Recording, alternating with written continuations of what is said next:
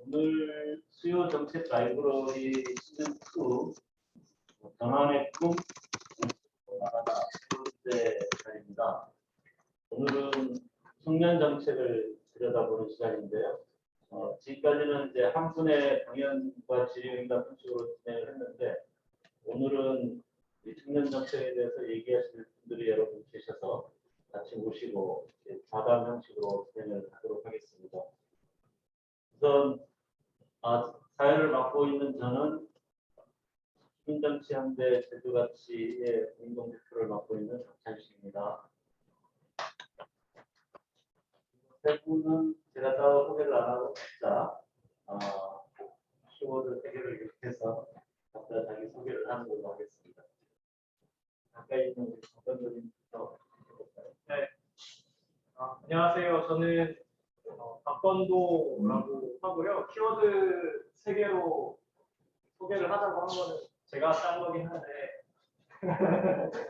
그냥 하면 재미가 없을 것 같아서 이거라도 해본 건데, 저는 키워드 3개를 뽑으라고 하면 지금 요즘에 저는 제주, 그리고 청년, 그리고 정치, 이렇게 3가지를 뽑고 싶습니다. 제주에서 태어나고 자라기도 했고, 요즘에 또 중고등학생 때는 제주가 얼마나 아름다운지, 제주가 얼마나 소중한지 그런 것들을 잘 모르고 지냈는데, 오히려 이제 성인이 되어서 좀 제주를 좀 다닐 기회가 많다 보니까 요즘에 되게 제주에서 오랫동안 살려면 제주를 좀 지키고 더 좋은 사회로 만들고 싶다, 그런 생각을 하고 있습니다. 그런 생각과 함께 이제 여기 계신 두 분과도 함께 많은 활동을 했지만, 이제 청년이라는 제주에서 오래오래 이제 살아갈 청년으로서 여러 가지 활동을 하기도 해서 청년이라는 키워드를 뽑아봤고요. 그리고 제가 여기 그 공동 주체인 시민정치연대 제주가치에서 또 사무처장으로 일을 하고 있기도 하고, 또 정치라는 것을 통해서 사회를 좀 더 낫게 만드는데 일조하고 싶다라는 생각을 요즘에 많이 하고 있기 때문에 마지막 키워드로 정치를 뽑아봤습니다. 네, 반갑습니다. 네, 그다음에 우리 드디어 있는 우리 양수성 부장님 나오셨는데요. 네, 안녕하세요. 저는 사무처장으로 잘못 나갔는데 사무국장입니다. 네, 제주여민의 사무국장 양희주라고 합니다. 저는 지금 여민에서 이제 5년차 활동하고, 또 사무국장은 이제 3년차로 활동을 하고 있고요.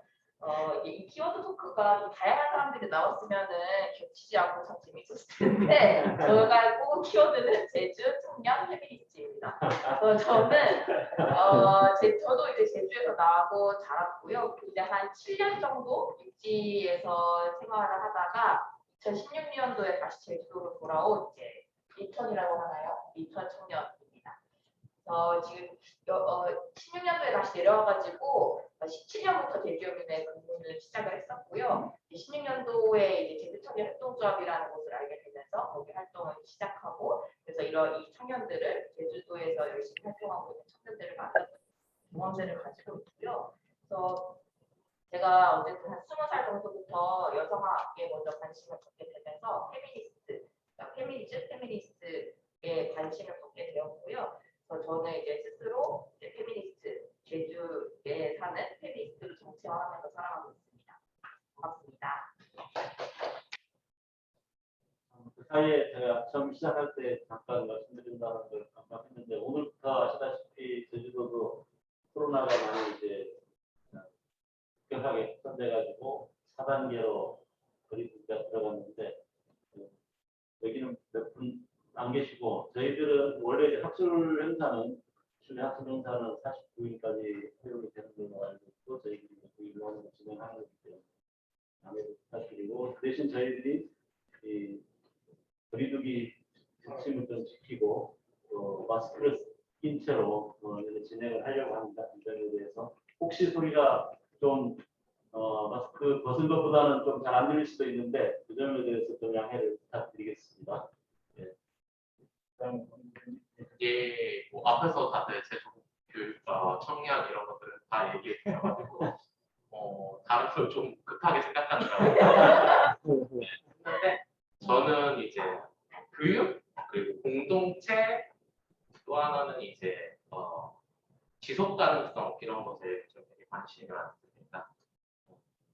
저는 이제 계속 관심을 가졌던 게 어떻게 제가 소설가 같은 게 되고 싶었었는데 지역사회의 어떤 교육 환경이라고 하는 것이 다양한 것들을 배우거나 수능이라거나 대학을 중심으로 배우게 되다 보니까 우리 사회에 되게 경직되기도 하고 그것 때문에 또 청년들이 길을 잃기도 하고 방황하기도 하고 이건 뭐 청소년들도 마찬가지고요. 이런 변화들을 좀 바꾸고 싶다라고 하는 차원에서 어떤 청년 정책에 함께하게 됐고 어떤 방식으로 바꿔볼까라고 하는 차원에서 공동체 중심으로 다양한 가치들을 배울 수 있는 기회가 되면 좋겠다. 특히 지역사회 공동체와 함께라고 하면 변화의 지점들이 다양하게 있지 않을까라고 하는 차원들을 고민을 하고 있습니다. 마지막으로 지속 가능성이라고 하는 것은 청년 정책을 하는 이유기도 한데요. 앞에서도 얘기했지만 이 자기가 주체적으로 어떤 삶을 그려나가야 되는 청년기, 청소년기가 방황하게 되는 것은 어쩌면은 그냥 청년들의 탓일 수도 청소년들의 탓일 수도 있겠지만 우리 사회 전반에 있어서 지속 가능성이 떨어지는 문제라고 생각이 들어가지고요. 이러한 문제들을 같이 고민하고 특히 최근 지속 가능성이라고 하는 건 단순히 인류의 문제뿐만 아니라 이 지구 전체의 어떤 문제이기도 하니까요. 이런 차원의 고민을 하고 있습니다. 만나서 반갑습니다.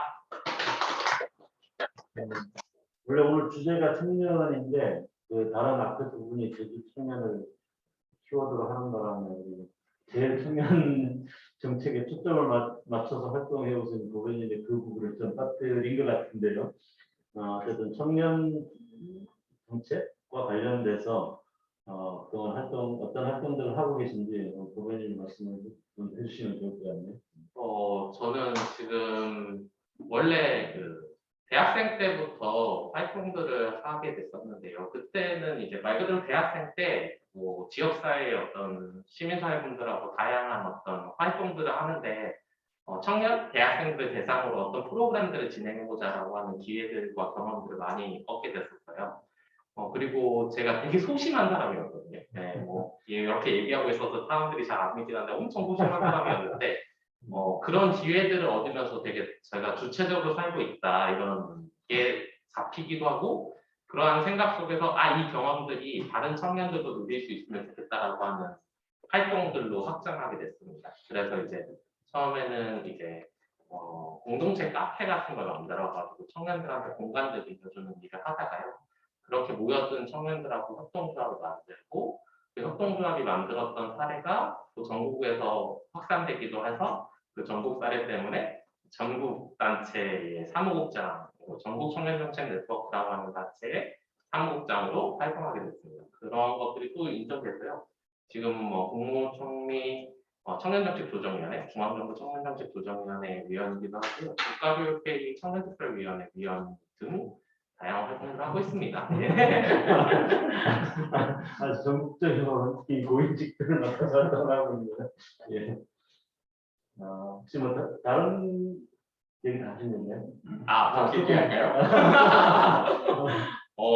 제가요 원래는 이제 아까도 말했지만 기자 생활을 잠깐 했었고요. 헤드라인 제주라고 하는 곳에서 기자 생활을 했고 그 다음에는 이제 행동나눔 제주 공동체라고 해가지고 이제 공동체에서 간사 역할들도 하고 여기 뭐 제주주민자치연대 대한민국공동체 어떤 시민단체 활동들을 되게 했었는데요.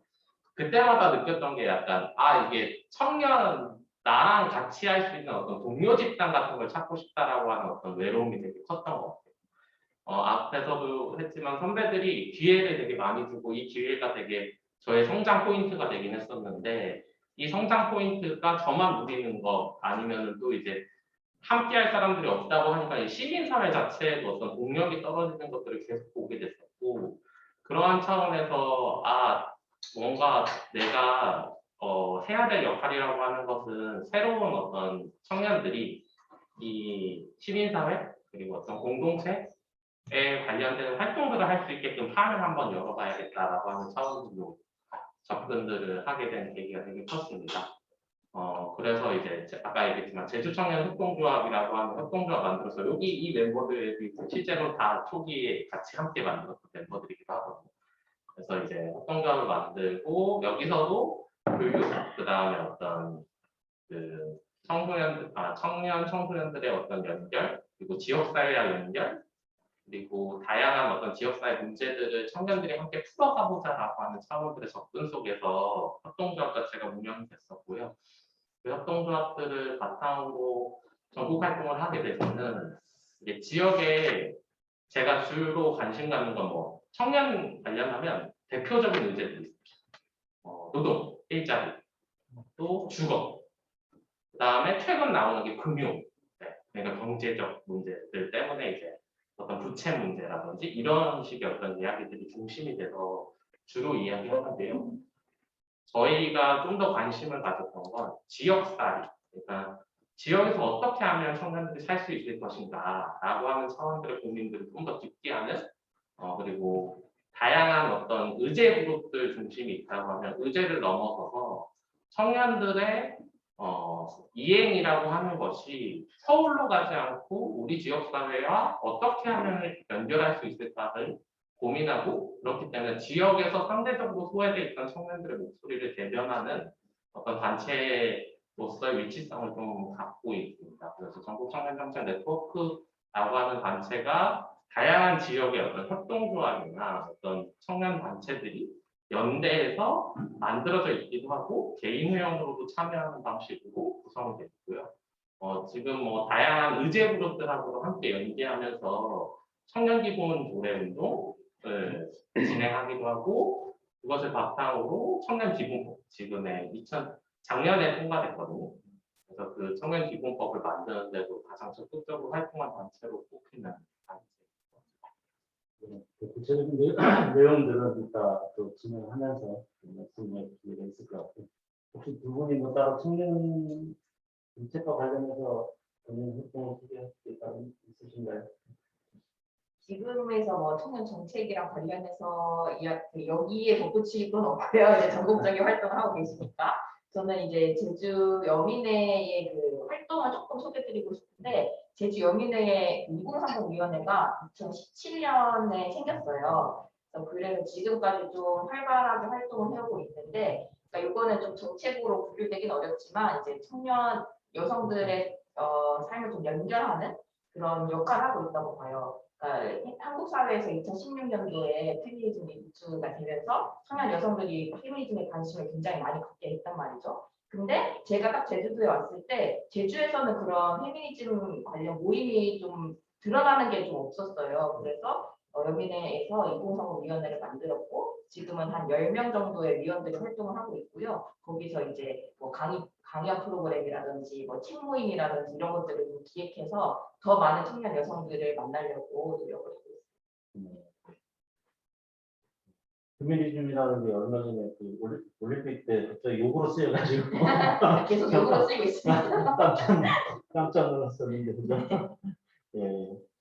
우리 혹시 건도님도 하실 게 있으신가요? 네, 뭐 많지는 않고 아까 고배님이 설명을 다 해주셨는데 저도 그 처음에 그 공동체 카페를 운영을 하셨다고 했었거든요. 제가 그때 이제 친구들하고 시사 토론 모임을 만들어서 갈 데가 없어서 이렇게 찾다가 어느 형이 그런 카페를 한다더라. 거기 가서 좀 서비스도 받고 거기서 모임을 해보자. 그렇게 해서 그 모임을 그 카페에서 이렇게 진행을 하다가 이제 친해져서 다양한 활동들을 계속 이어왔었고, 그리고 아까 말씀하셨던 뭐 청년협동조합을 만드는 과정에서도 같이 했었고, 이제 고배님은 또 이제 전국적인 단위로 그리고 정책적인 측면에서 많은 활동을 이어 나가셨는데, 저는 청년들과 같이 모일 수 있는 공간을 또 만들어 본다거나 아니면 청년들의 이야기를 좀 담을 수 있는 청년 매거진 팀을 꾸려서 해본다거나 좀 그런 좀 소소할 수도 있는 모임이나 그런 그룹들을 만드는 활동들을 좀 많이 이어서 했었고요. 그와 더불어서는 뭐 아까 말씀하셨던 뭐 주민자치연대라든지 그런 시민단체들 지금은 또 시민정치연대 제주가치에서 활동을 하면서 정치 영역까지 좀 다양하게 활동을 해보려고 노력하고 있습니다. 네, 소개 지금 시계 맞죠? 네. 그 나름 이제 대략 세 분이 어떤 그 분야에서 어떤 활동들을 해오셨는지 좀 감이 잡히실 것 같고요. 지금 이제 요즘 청년이라는 게 굉장히 급격하게 화두로 이렇게 올라온 것 중에 하나는 얼마 전에 그 36살의 우리 이준석 국민의힘 대표가 국민의힘 대표로 선출되면서 더 이제 부각이 됐는데 또 지난번 그 직전에 그 직전에 있었던 보궐선거에서 서울 지역의 그 20대 반란이라고 할까 뭐 이런 것도 이제 한 이슈가 되기도 했었는데 그 이준석 대표의 당선을 어떻게 보셨는지 어떤 느낌으로 받아들이셨는지 이번에는 우리 돌아가면서 저기 이준님 네. 그러니까 아까 우리 20대의 그 반란이라는 표현이 어떻게 보면 이제 지금 언론에서 많이 등장하는 이 젠더 갈등이라는 얘기를 하지 않을 수가 없을 것 같아요. 그 언론에서 조명하는 그런 그룹도 사실은 20대 이대남입니다. 그러니까 20대 청년 남성들. 그러니까 여성들은 사실상 거기서 이미 또 가려져 있다는 생각이 들기도 하고요. 그러니까 이것은 이 젠더 갈등이라는 말도 좀 다시 생각해 보면 이게 어떻게 보면 남성과 여성이 진짜 동등하다는 착각을 좀 불러일으키기도 합니다. 저는 이 여성이 분명히 가부장제 사회에서 억압받고 있는 측면들이 분명히 있다고 생각하는데 이 지점들이 너무 지워져 버리는 채로 어쨌든 이 청년 담론도 사실 그런 것 측면이 없지 않다고 생각을 해요. 뭐 주거든 노동이든 이런 것을 봤을 때 어쨌든 여성들이 좀 드러나지 않는 면이 없지 않아 있다고 보는데 그러니까 이 이준석 대표의 건도 어떻게 보면 그 면을 언급하진 않을 수 없을 것 같습니다. 그리고 어떻게 보면 또 이제 흔히 말하는 이제 보수 쪽에서 이런 담론, 그러니까 이번에는 이제 청년을 당대표로 내세웠는데 이전에 그 19대 국회의원의 그 이자스민 의원이 비례로 됐었잖아요. 그래서 이자스민 의원 전 의원이 이주 여성의 정체성으로 국회의원이 들어갔는데 이게 사실상 민주 쪽에서는 그런 적이 없었고 오히려 진보 쪽에서 이런 이슈들을 먼저 선정을 해버리는 말이죠. 국회의원으로. 죄송해요. 보수 쪽에서.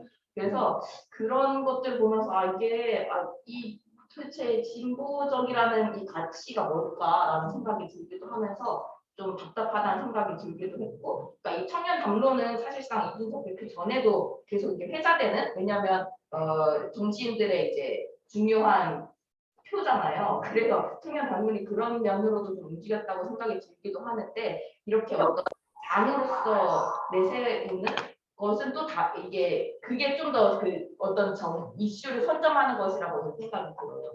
그런 거에서 좀 답답하다. 제가 이제 진보적 가치를 갖고 살아가는 사람의 입장으로서도 답답하고 청년 페미니스트의 입장으로서도 답답한 그런 느낌을 가졌습니다. 네. 우리 보면은 어떻게 보셨습니까? 저는 이준석 대표의 선출이라기보다는 이준석 현상이라고 불리는 어떤 모습인 것 같은데요. 일단 저는 기본적으로 선출의 어떤 지점 내에서 본다고 하면 국민의힘의 어떤 새로움이라고 하는 것을 대변할 방식 자체가 엄청 오래되다 보니까 무언가를 찾기 위해 사람들이 변화를 원하는데 변화를 찾기 위한 수단으로서 청년까지 왔구나.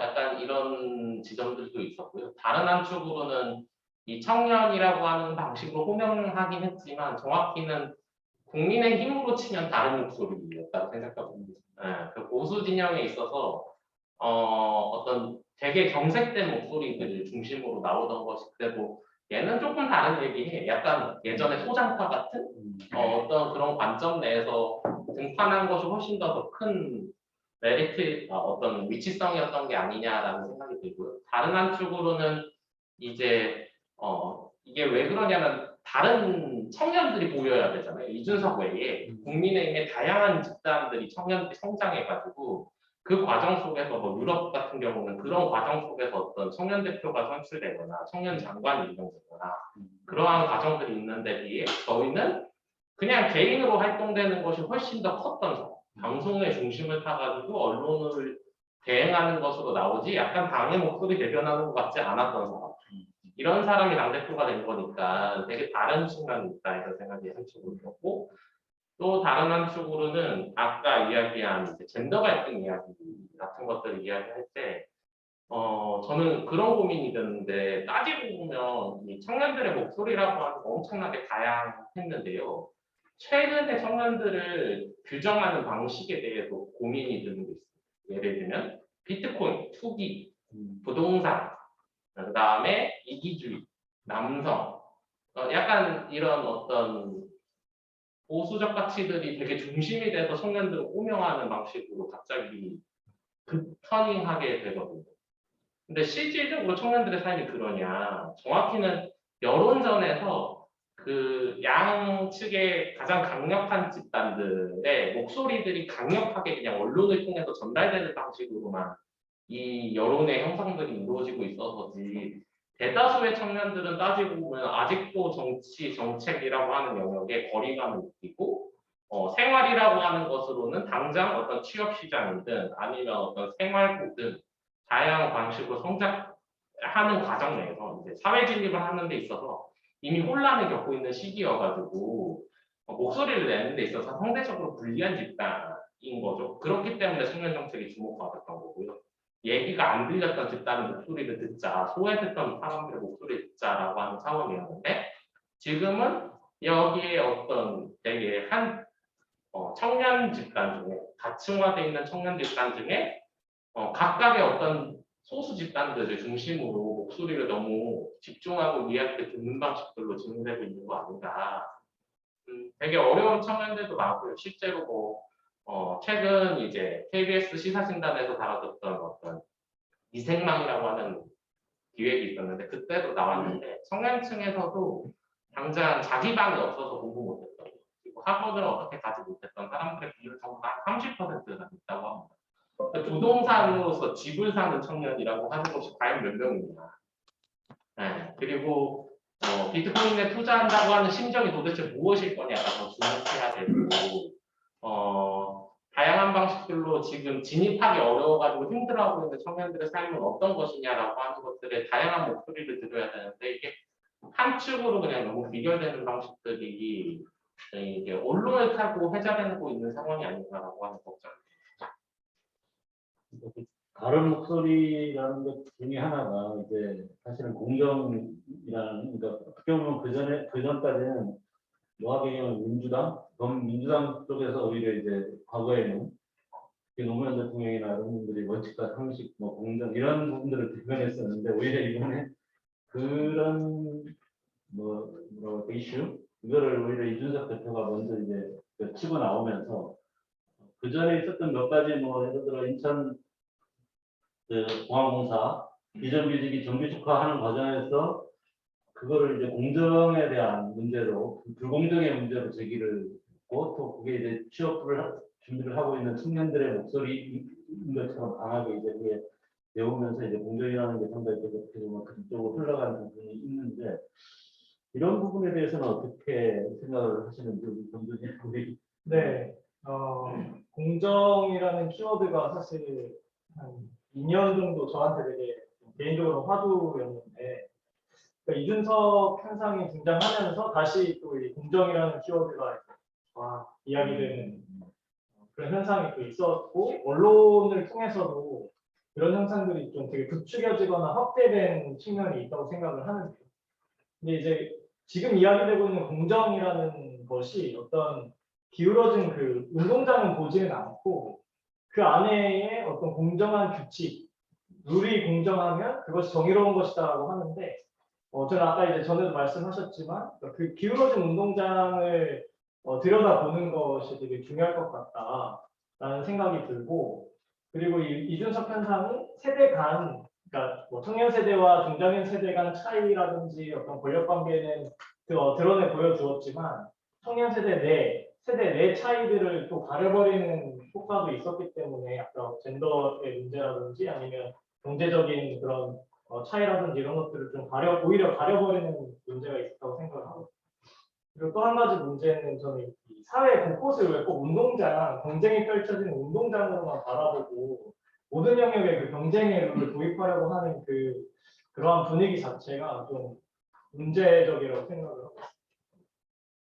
사실 어떻게 보면 지금 그 공정성이라고 하는 게 뭐라고 할까요? 이미 어떤 기득권을 기득권에 들어가기 위한 그 경쟁의 근거 뭐 이런 걸 그거 따지는 거고 근처에 가지도 못하는 사람들한테는 사실 전혀 해당되지 않는 얘기처럼 그러니까 어떻게 보면 이 사회적으로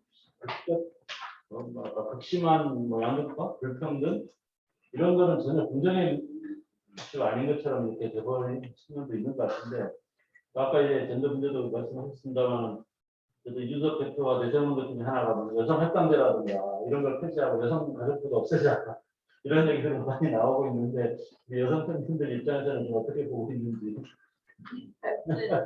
좀 그러니까 참 쉽다 이런 생각이 들어요. 그러니까 뭐 공정하기 위해서는 뭐 여가 뭐 폐지하고 뭐 그런 게 좀 더 맞잖아요. 왜냐면 남성을 위한 뭐 정부 구성 없으니까라는 아주 되게 쉬운 자체를 들이대면서 말하는 게 진짜 쉽구나라는 생각이 일단 들어서 그러니까 이게 여성가족부 폐지를 이야기하기보다는 이 여성가족부의 역할과 위상을 좀 재정을 푼다거나 이런 식의 좀 건강한 논의들로 나아가지 않고 그냥 없애버리자라고 얘기하는 게 좀 답답하다는 생각이 들었고, 그래서 일단은 이 소수자의 문제에 별로 감수성이 정말 떨어지는구나라는 생각이 들었어요. 그러니까 이 공정이라는 말도 그러니까 그런 어떤 여러 이 여성 문제뿐만 아니라 뭐 장애, 뭐 인주, 기여 등등 이 사회에서는 되게 불평등한 구조들이 분명히 존재를 하고 있잖아요. 근데 그런 구조들은 아주 무시를 하고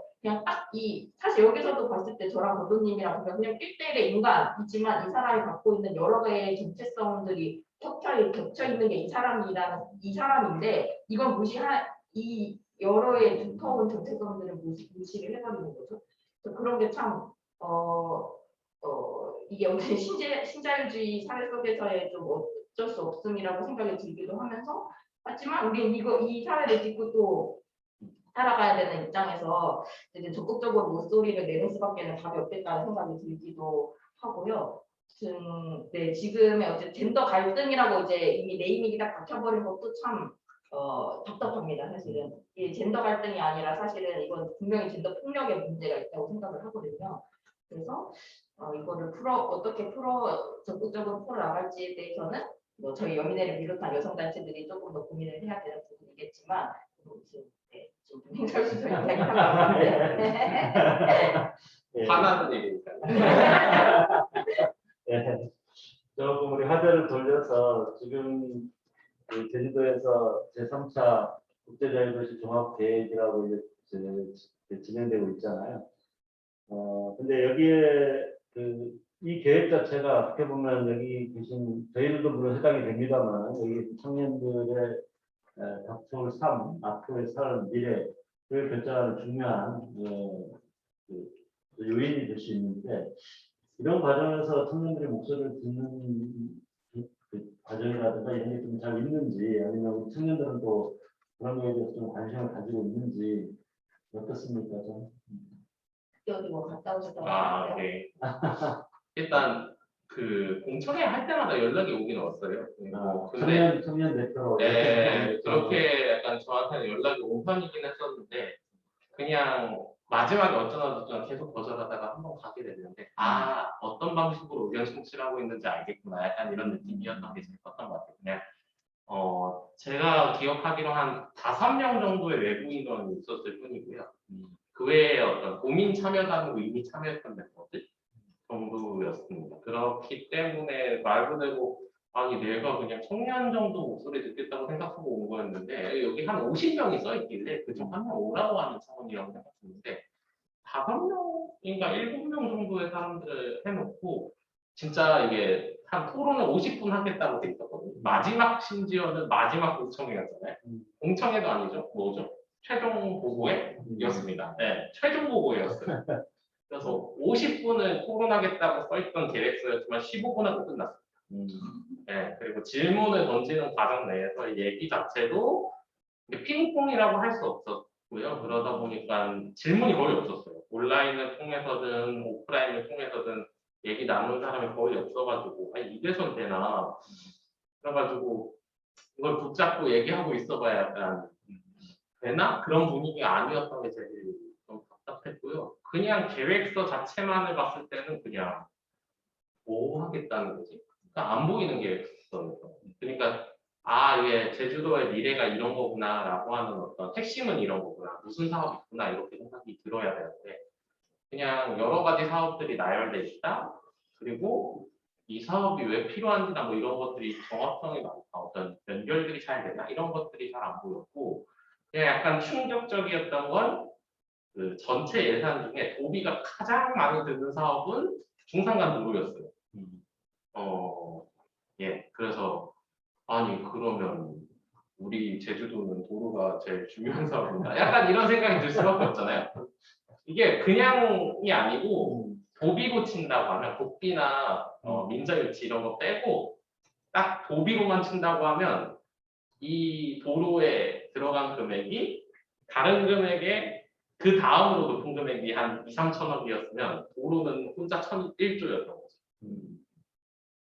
네, 그러니까 1조 2천억인가 1조 1천억인가 그래가지고 이게 6배 높은데 이게 그러면 제주도의 가장 핵심인데 이게 뭐 하려고 하는 걸까? 뭐 이런 고민이 좀 들었다라는 생각이 들어요.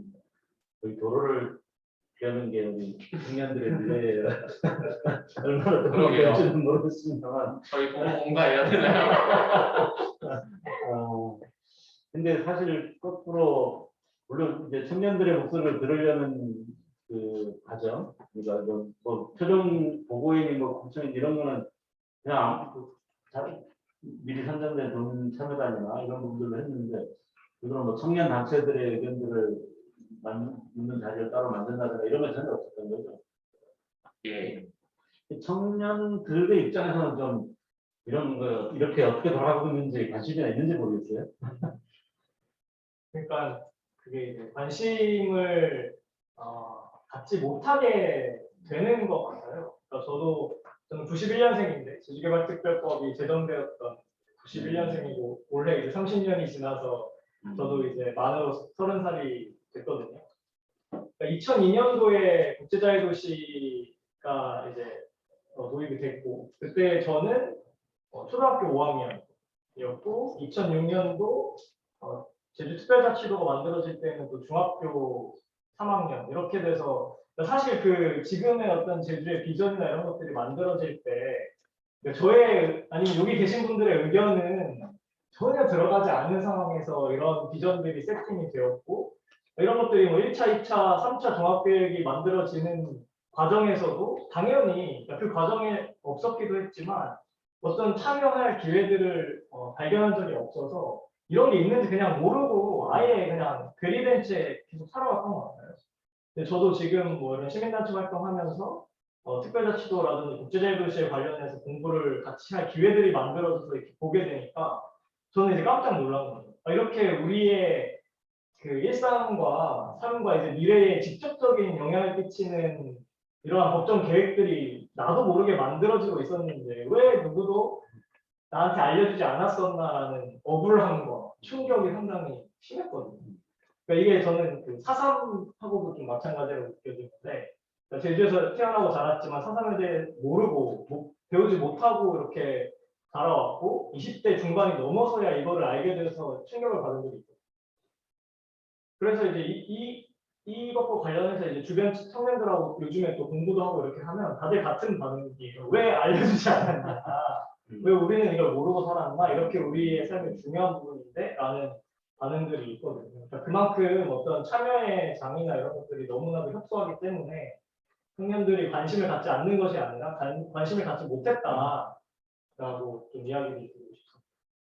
그러니까 사실 청년 하면서도 그 우리의 미래 장래에 굉장히 그 삶이 우리 개인의 삶이든 공동체에도 큰 영향을 미칠 수 있는 이런 계획들, 뭐 국제자유도시 계획은 최상의 계획이고 그 밑에도 다양한 중요한 계획들이 있을 텐데 그런 계획뿐만 아니라 어쨌든 그 중요한 현안이라든가 어떤 장래 설계라든가 이런 부분에서 우리 청년들이 좀 더 적극적으로 참여할 수 있는, 참여를 높일 수 있는 방안이 좀 있을까요? 우리 고민을 많이 해왔을 것 같은데.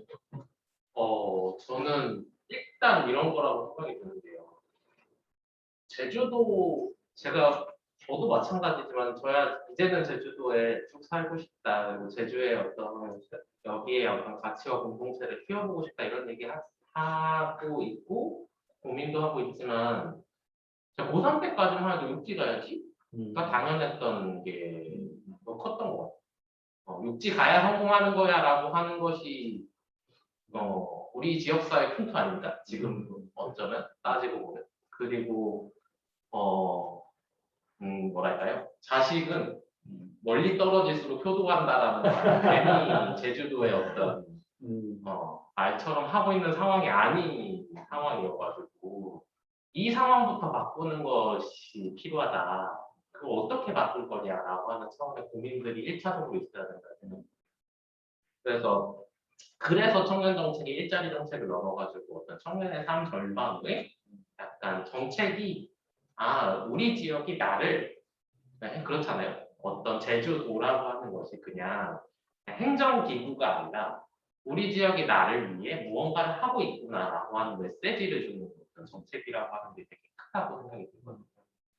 그래서 우리 지역이 나를 위해 가지고 여기서 떠나지 않고 무언가 할 수 있게 해주는구나. 그리고 내 목소리를 들어가지고 정책 과정이나 어떤 행정이라고 하는 것이 반영될 수 있는 어떤 공동체 사회구나. 이런 생각이 들어야 청년들이 떠나지 않는 어떤 계기가 될 거라고 하는 것이 첫 번째. 두 번째로는 이제 뭐 뒤에도 나오는 얘기지만 속칭 청년들이 정책 결정 과정에 어떻게 참여할 것인가를 제도화하는 문제들이 있죠. 이것은 뭐 단순히 어떤 의원이 된다거나 청년 정치인이 탄생한다거나 어떤 청년들이 어떤 정책 결정에 위원장이나 위원회에 사람이 많이 들어간다는 문제와는 또 다른 문제이기도 합니다. 그러니까 과소대표되는 문제와는 다른 문제고 그냥 한 번이라도 정책 결정 과정에 라고 하는 것에 참여하고 교육받고 시민으로서의 어떤 권리가 존중받는 경험들이 적어도 청년 누구나한테 기회가 주어져야 되고 그 기회를 위해 행정과 어떤 도와 시민사회 등 다양한 곳이 함께 움직여야 되는 것이 존재한다고 생각해요. 그런 경험이 있어야 갑툭튀 이준석 같은 현상이 발생하지 않아요. 네. 그리고 그 과정 속에서 만들어진 어떤 다양한 활동들을 기반으로 지역사의 어떤 내 정체성도 찾아가고 그 속에서 나의 길을 찾아가는 사람들이 만들어지는 방식으로 이루어져야 이 관심이라고 하는 것을 갖고 우리 제주도가 내 지역이구나, 내가 살아갈 평생의 공간이구나, 여기가 내가 함께할 수, 내가 그리고 그 결정과 과정에서 당연히 참여할 수 있는 도민, 시민이다라는 것을 계속 만들어줘야 된다고. 또 더불어서 이런 정책적인 어떤 판 깔아주기도 중요하지만 저는 이를테면 제주 청년 합동조합과 같은 이 커뮤니티 조직들, 그러니까 자생 조직들의 역할도 굉장히 중요하다고 생각해요. 그러니까 이런 정책이든 뭐든 사실 사람들이 모여 있어야 야 이게 문제다 저게 문제다 그럼 뭘 해볼까라는 그런 분투기를 내잖아요. 근데 이게 계속 흩어져 있으면 저는 그게 모이는 힘이 참 어렵다고 생각해요. 그랬을 때 그래도 이런 청년 당사자 목소리를 낼 수 있는 어떤 조직들이 지금은 제주청협동조합 또 지금 막 휘청휘청하고 있지만은 이런 조직들이 사실 많아져야 그래야 이 정책을 도한테 이런 정책들이 나와줘야 된다라는 목소리를 또 크게 낼 수 있다고 생각이 들기도 해요. 그래서 이 민간 영역에 이 다양한 네트워킹 조직들이 많아져야 된다는 생각도 듭니다. 처음에 있는 어떤 약간 뭐 연합청년회니 뭐 이런 청년 조직들이 있잖아요. 그런 조직들도 있고 한데 이렇게 청년들의 목소리가 제대로 안 나가고 그러니까 표출이 안 되고 있는 건지 혹시 우리 강사님은 좀 고민해 보신 게 있는지 아니면 그 단어가 이제 청년자로 이제 같아서 연합청년회와 오늘의 주제인 청년 정책을 같이 봐야 하는가라는 데에서는 저는 그러지 말아야 한다라고 생각을 하는데요. 다른 의견을 가지는 분들도 계실 수 있지만, 그러니까 지금의 청년 정책이라고 하는 거는 이제 그 공교육, 학교 교육을 마치고 그리고 사회로 뭐 일자리라든지 사회로 진출하는 동안의 그 기간이 이행기라고 하는데 그 이행기가 상당히 IMF가 지나면서 상당히 길어지는 그 현상 속에서 뭔가 그 이행기는 길어졌지만 그 안에서 뭔가 자신을 탐색하고 뭔가 사회를 탐색하는 시간이 주어지는 것이 아니라 어떤 안정적인 일자리를 쫓아서 계속해서 취업 준비를 하거나 공무원 시험 준비를 해야만 하는 그러한 어떤 현상 속에서 그 문제를 좀 해결하기 위해서 청년 정책이라는 것들이 이제 뭔가 이야기되기 시작했다고 생각을 하거든요. 근데 그렇게 봤을 때 지금의 제주의 그 연합 청년의 이제 그 들어간 40, 50대 연령대로 봤을 때 40, 50대 그 40, 50대 남성분들의 그런 집단과는 약간 정책 대상에서 좀 다른 게 아닌가라는 생각을 갖고 있습니다. 이름만 청년이지 작년에는 이제 어쨌든 이제 청년 방금 말씀하셨지만 이런 청년이나 청년 정책 이런 것들이 나오게 된 게 청년들이 그러면 어떤 문제들을 겪고 있기 때문이잖아요. 뭐 그전에는 그냥 자연스럽게 대학 졸업하면 취직하고 이제 올라가고 하다 했을 때는 청년 문제라고 특별하게 이게 문제가 됐던 적이 별로 없는 것 같은데, 저는 뭔가 이제 그 청년들이 겪는 사회적인 문제들이 있고 그거를 어떤 제도적으로 해결할 방법들을 찾다 보는 게 나오는 건데, 현재 청년들이 겪는 문제의 가장 중심적인 문제가 무엇이라고 생각하는지 조금 얘기를 한번 해봤습니다. 조사를 하면 제일 많이 나오는 건 일자리.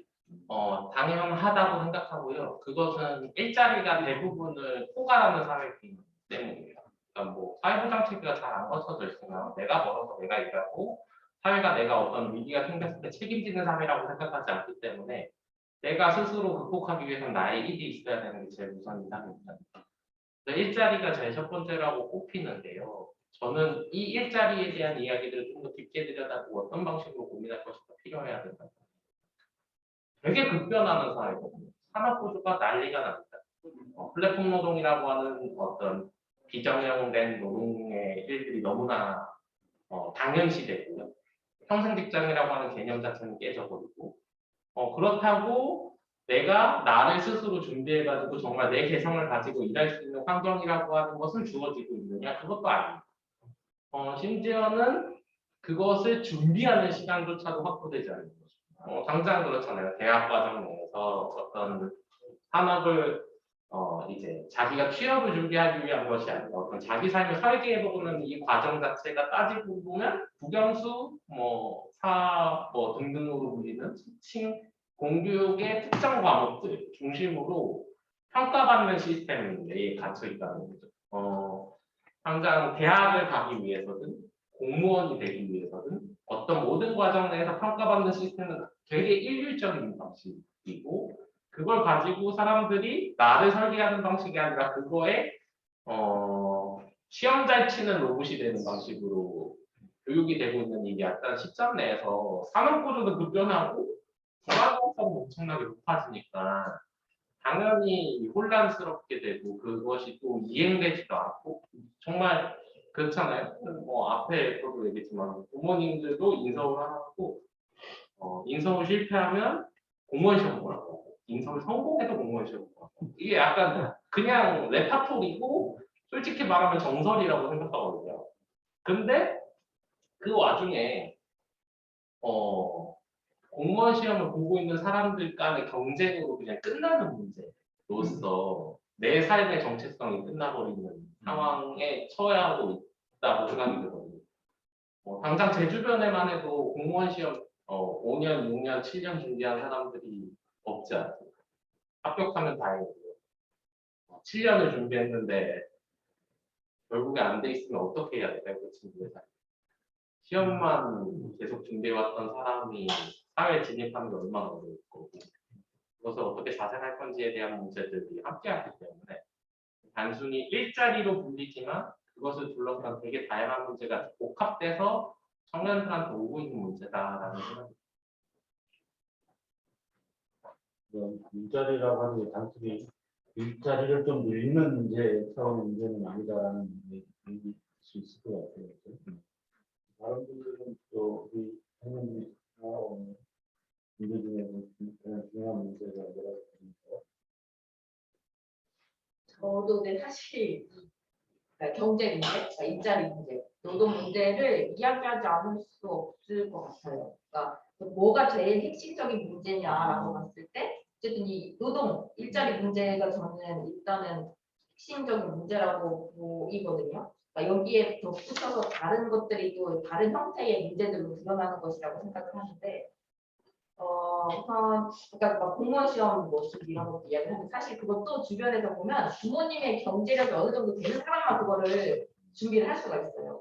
진짜 그 어떤 그러니까 빈곤층이라고 해야 될지 모르겠는데 그러니까 부모한테 기댈 수 없는 이 청년들은 바로 어쨌든 노동 현장에 투입이 돼야 되는 거고 근데 그게 이제 양질의 일자리일 수는 없겠죠. 그러니까 그런 것들이 계속 반복이 되는 것 같고 저도 주변 제가 대학교 같이 다니는 친구들의 그런 현실을 보는 거죠. 학교 졸업 못하고 그냥 자퇴해야 되고 바로 일을 해야 되고 그러니까 이런 것들을 보면서 그리고 어쨌든 대학교라는 것도 자기가 진짜 선택하는 선택지인 것도 잘 모르겠는 상황이 되는 거죠. 어쨌든 다들 가니까 가는데 그 안에서의 어떤 경제적 격차들 그런 것들을 이제 스스로 더 확인을 하게 되는 장이라고 생각이 들기도 해요. 누군가는 등록금을 대출을 받아야 되고 누군가는 등록금을 누가 그냥 내주기도 하고 그러니까 이런 그 차이들을 보면서 그걸 또 제가 이제 직접 느끼기도 하면서 이게 참 진짜 불합리하다 이게 왜 뭐 얘랑 나랑 뭐가 다른데 나는 그냥 운이 좋은 것밖에라고는 표현을 할 수밖에 없는 건 아닌가라는 생각이 들고 제가 이런 사회 문제에 관심을 갖게 되는 것도 어떻게 보면은 그런 환경이 주어졌기 때문이라고 생각이 듭니다. 내가 뭐 특출나게 뭐 잘나가지고 이런 게 아니라 그런 환경들이 나를 이렇게 조성을 그러니까 이 사회 구조를 인식할 수 있게끔 만들어줬고 또 다 감사히 이런 시민사회에서 활동할 수 있는 여건을 갖췄다고 생각이 들거든요. 그래서 근데 이런 조건들이 갖춰지지 않은 한 이런 어떤 뭐 국제자유도시가 뭐 어떻든 뭐 제2공항이 어떻든 이런 것들에 대해서 이게 내 문제구나라고 딱 그 인지를 할 수 있는 건 좀 참 어려운 일이라고 생각이 들거든요. 그래서 어쨌든 이 경제 문제, 먹고 사는 문제를 먼저 이렇게 고민하지 않는 한 참 어렵다는 생각이 들어요. 특히 청년 문제에 있어서도 그렇고요. 우리 사회가 저희들이 청년 시절일 때보다 GDP가 훨씬 높았고 경제적으로 훨씬 더 풍요로워진 것 같은데 왜 청년들은 먹고 사는 일자리를 우리 때보다 훨씬 더 고민하게 되는지 좀 그건 또 하여간 별개 우리가 좀 궁리를 하고 해봐야 되는 문제인 것 같긴 합니다. 혹시 선생님 또 네. 저도 그 일자리 문제 중요하다고 생각을 하는데 그러니까 예전에 이제 자연스럽게 이제 세팅되었던 그러니까 기존의 세대들이 만들어왔던 어떤 생애 주기에 따른 그러한 삶의 모습들이 있잖아요. 뭐 학교를 졸업하면은 취직을 해서 뭐 결혼을 해서 뭐 차를 사고 집을 사고 뭐 이렇게 뭐 자식을 낳고 이러한 그 정상적이라고 여겨지는 생애 주기가 더 이상 통하지 않게 되었다. 그러니까 뭐 그게 산업적인 측면에서도 그렇고 뭐 지금의 세대들이 좀 더 이제 다양한 삶의 가치관을 갖게 되면서도 그러한 삶이 가능하지 않게 된 것과 그러한 삶을 살지 않고 싶은 그 청년 세대들의 어떤 니즈가 좀 필요가 지금 상당히 좀 혼란스럽게 모여져 있는 게 아닌가라는 생각이 들거든요.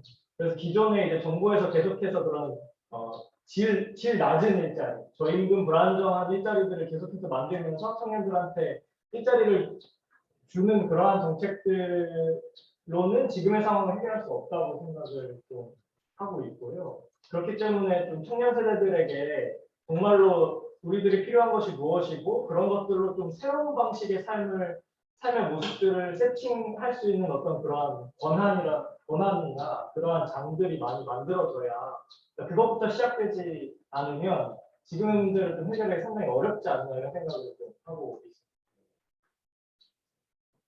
있습니다. 이게 그래도 좀 더 이해하면 일자리 정책이라고 일자리라고 이야기를 하시지만 저는 일자리 얘기를 하고 싶었던 거 아니에요. 청년 정책의 가장 기본은 일자리 정책에서 벗어나서 보편 청년의 삶 전반에 대한 정책으로 가자 이런 어떤 기조와 흐름 속에 있었거든요. 여기에서 들리는 방식이 일자리 정책이라고 하는 것이 뭐냐, 청년들한테 일을 만들어 주는 거냐, 이게 아니라 청년들을 취업하기 위한, 그러니까 국가의 실업률을 낮추기 위한 정책, 아니면 기존 산업 구조로 청년들을 빨리 보내가지고 제발 자기 준비하지 말고 취업으로 빨리 나가. 그러니까 비정상 상태라고 불리는, 취업하지 않은 상태는 자기가 어떤 길을 가고 준비하고 뭐하고 이런 걸 떠나가지고 이 정체되는 현상 자체만을 해소하는 데만 집중됐기 때문에 그것을 넘어서서 청년 삶을 전반을 들여다보고 그 속에서 어떤 준비를 시키고 어떤 방식으로 우리 사회의 문제를 같이 풀고 이 상황을 해결할 것인가라고 하는 정책으로의 변화였다고 생각합니다. 이런 얘기 나온 김에 그동안 좀 진행됐던 청년 정책이라는 게 어떤 것이었고 또 지금 일종의 변화가 시도되고 있다라고 볼 수 있는 것 같은데 무슨 생각입니까? 조금 더 설명을 좀 해주시면 어떨까 싶습니다. 뭐 이런 건데요. 그냥 취업 안 하면 이제 취업할 수 있게끔 이제 교육 시켜줄게. 그리고 취업 안 하면 너네가 다시 그것을 할 수 있게끔 어떤 진로 탐색이든 뭐든 지원해 볼게. 아니면은 우리 이 사업을 하는데 정확히 청년 정책이라고 엄청나게 많은 범주가 존재하지만 대부분의 사업은 우리 대한민국의 핵심 산업은 이거야. 우리 지역의 핵심 사업은 이거야. 너네 이걸로 들어와. 그러면 우리가 지원해 줄게. 이거한테 훨씬 가까워요. 그래서 따지고 보면 이게 청년 사업인가, 청년 사업의 본질은 무엇인가, 청년들 중심에 서 있는가, 그러니까 지역의 요구에 맞춰서 청년들을 끼워 맞춰라. 그러니까 공장대에 어떤 사람들이 키우는 것처럼 특히 어떤 관성화되어 있는 산업, 지역사회 산업을 중심으로 이걸 키우는 경우가 훨씬 많거든요. 지역의 강점이 있고 그것에 경쟁력이 있어가지고 그것을 더 육성해야 된다라고 하는 어떤 논리도 존재하긴 하겠지만 청년이 어떻게 그 상황 속에만 어떤 사람들로 크겠어요. 되게 다양한 가치와 정체성을 키우게끔 저는 우리 사회가 변화였고 청년들한테 그런 것을 실제로 이야기하고 배우게끔 만들었는데 정작 현실은 산업에 맞춰서 나를 다시 뭉개야 돼.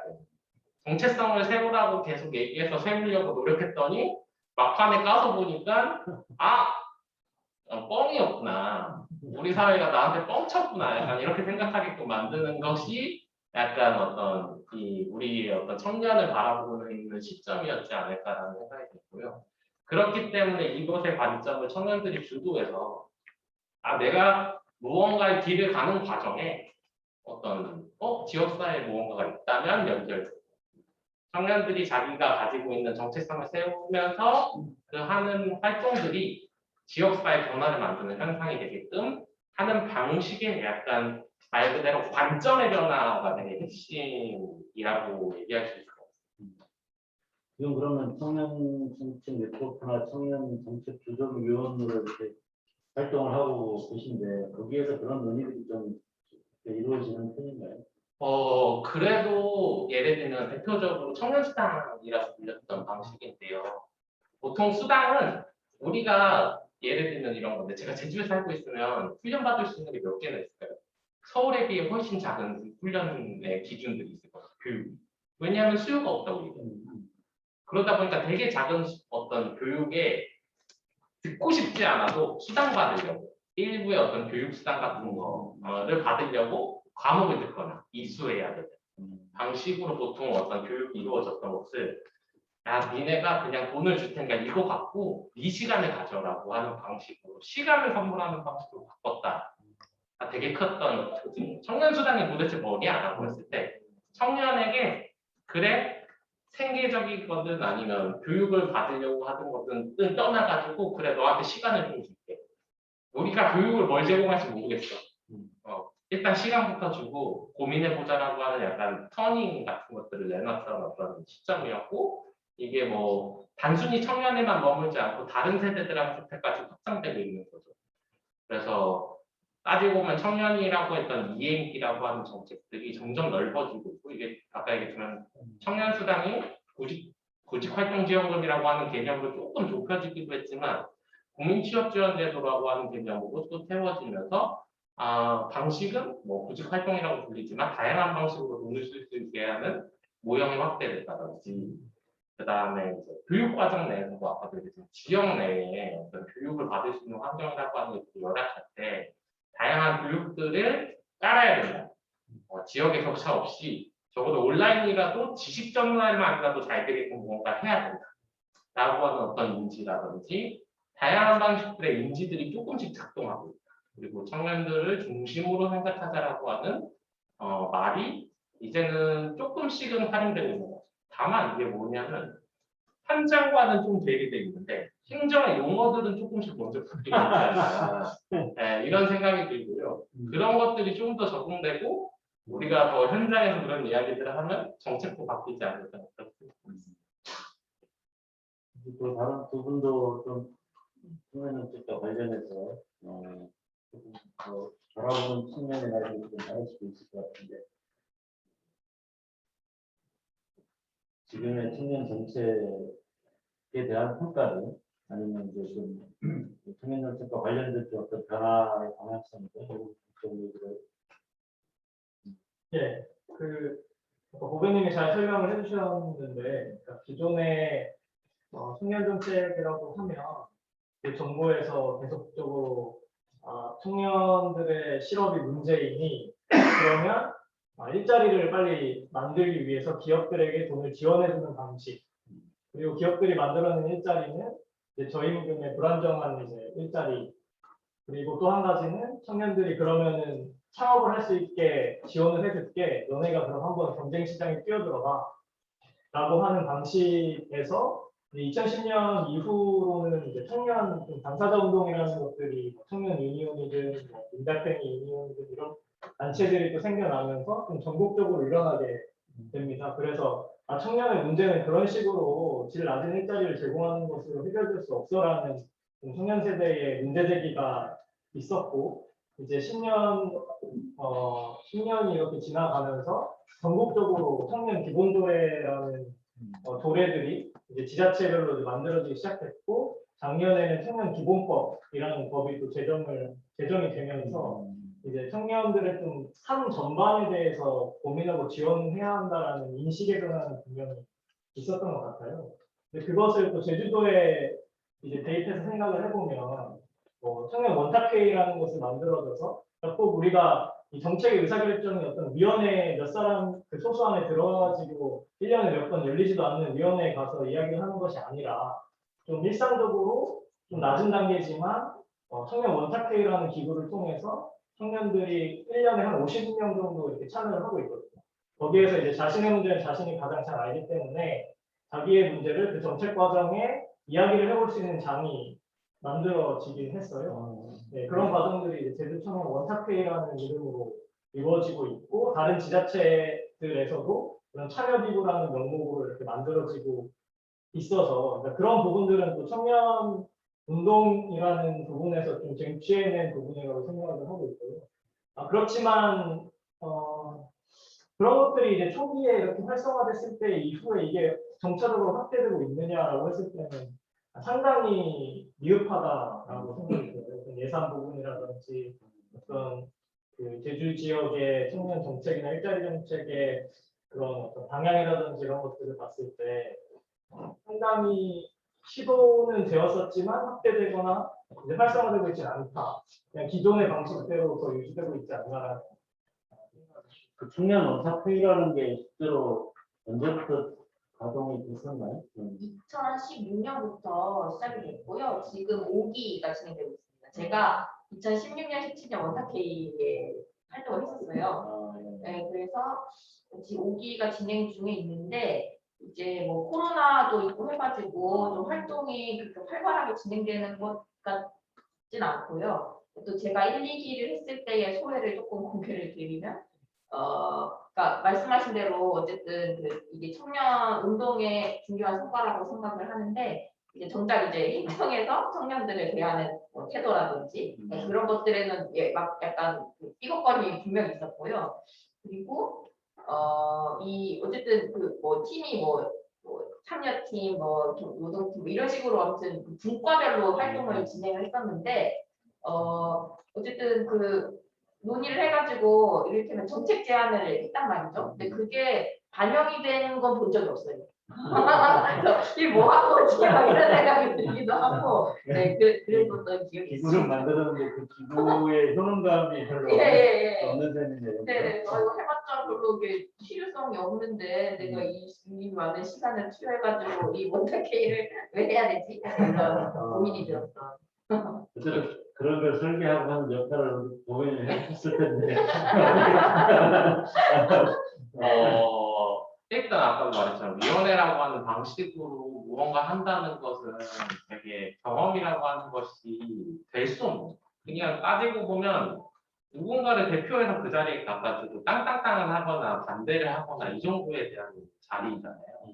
근데 더 중요한 거는 앞에서도 얘기 나왔던 커뮤니티. 그러니까 내 주변에 어떤 같은 문제를 고민하고 그 문제들을 풀어나갈 사람들이 있구나. 그 존재로 확인하는 것 자체만으로도 아 내가 잘못된 길을 가지 않구나라는 게 되게 중요한 이유가 같아요.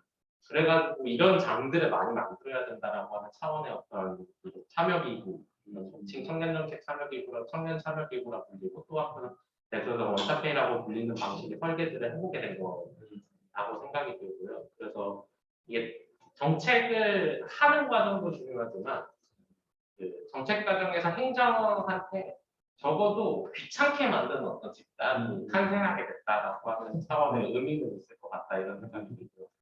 다만 이제 참여기구라고 하는 것이 제대로 작동하기 위해서는 어떤 전제가 있어야 되느냐라고 하는 것이 따지고 보면 청년에 대한 믿음 같은 것을 행정이 만들어줘야 된다. 그리고 그것을 어떻게 지원할 것인가라고 하는 충분한 지원 체계가 있어야 되잖아요. 이 정책을 만드는데 너네 아이디어 내가 이게 어떻게 정책을 만드는 과정이에요. 행정은 월급 받으면서 그것만 짜고 이야기 나누는 사람들인데 시민한테, 국민한테 게다가 청년들한테 그 과정을 준다는 걸 공짜라고 생각하지 않았어요. 특히 위원회와 다르거든요. 이것은 정책의 경험을 선물하는 장면. 그래서 그 경험을 선물한다라고 하는 것을 행정이 어떻게 할 것이냐도 중요하지만 이 속칭 시민에 선출된, 국민에 선출된 대표들, 이 도지사가 그것을 도민을 어떻게 바라보는 시점인지에 대한 장으로서 생각해줍니다. 거버넌스는 공짜가 아니에요. 어떻게 도민들 말을 듣는 게 공짜겠어요.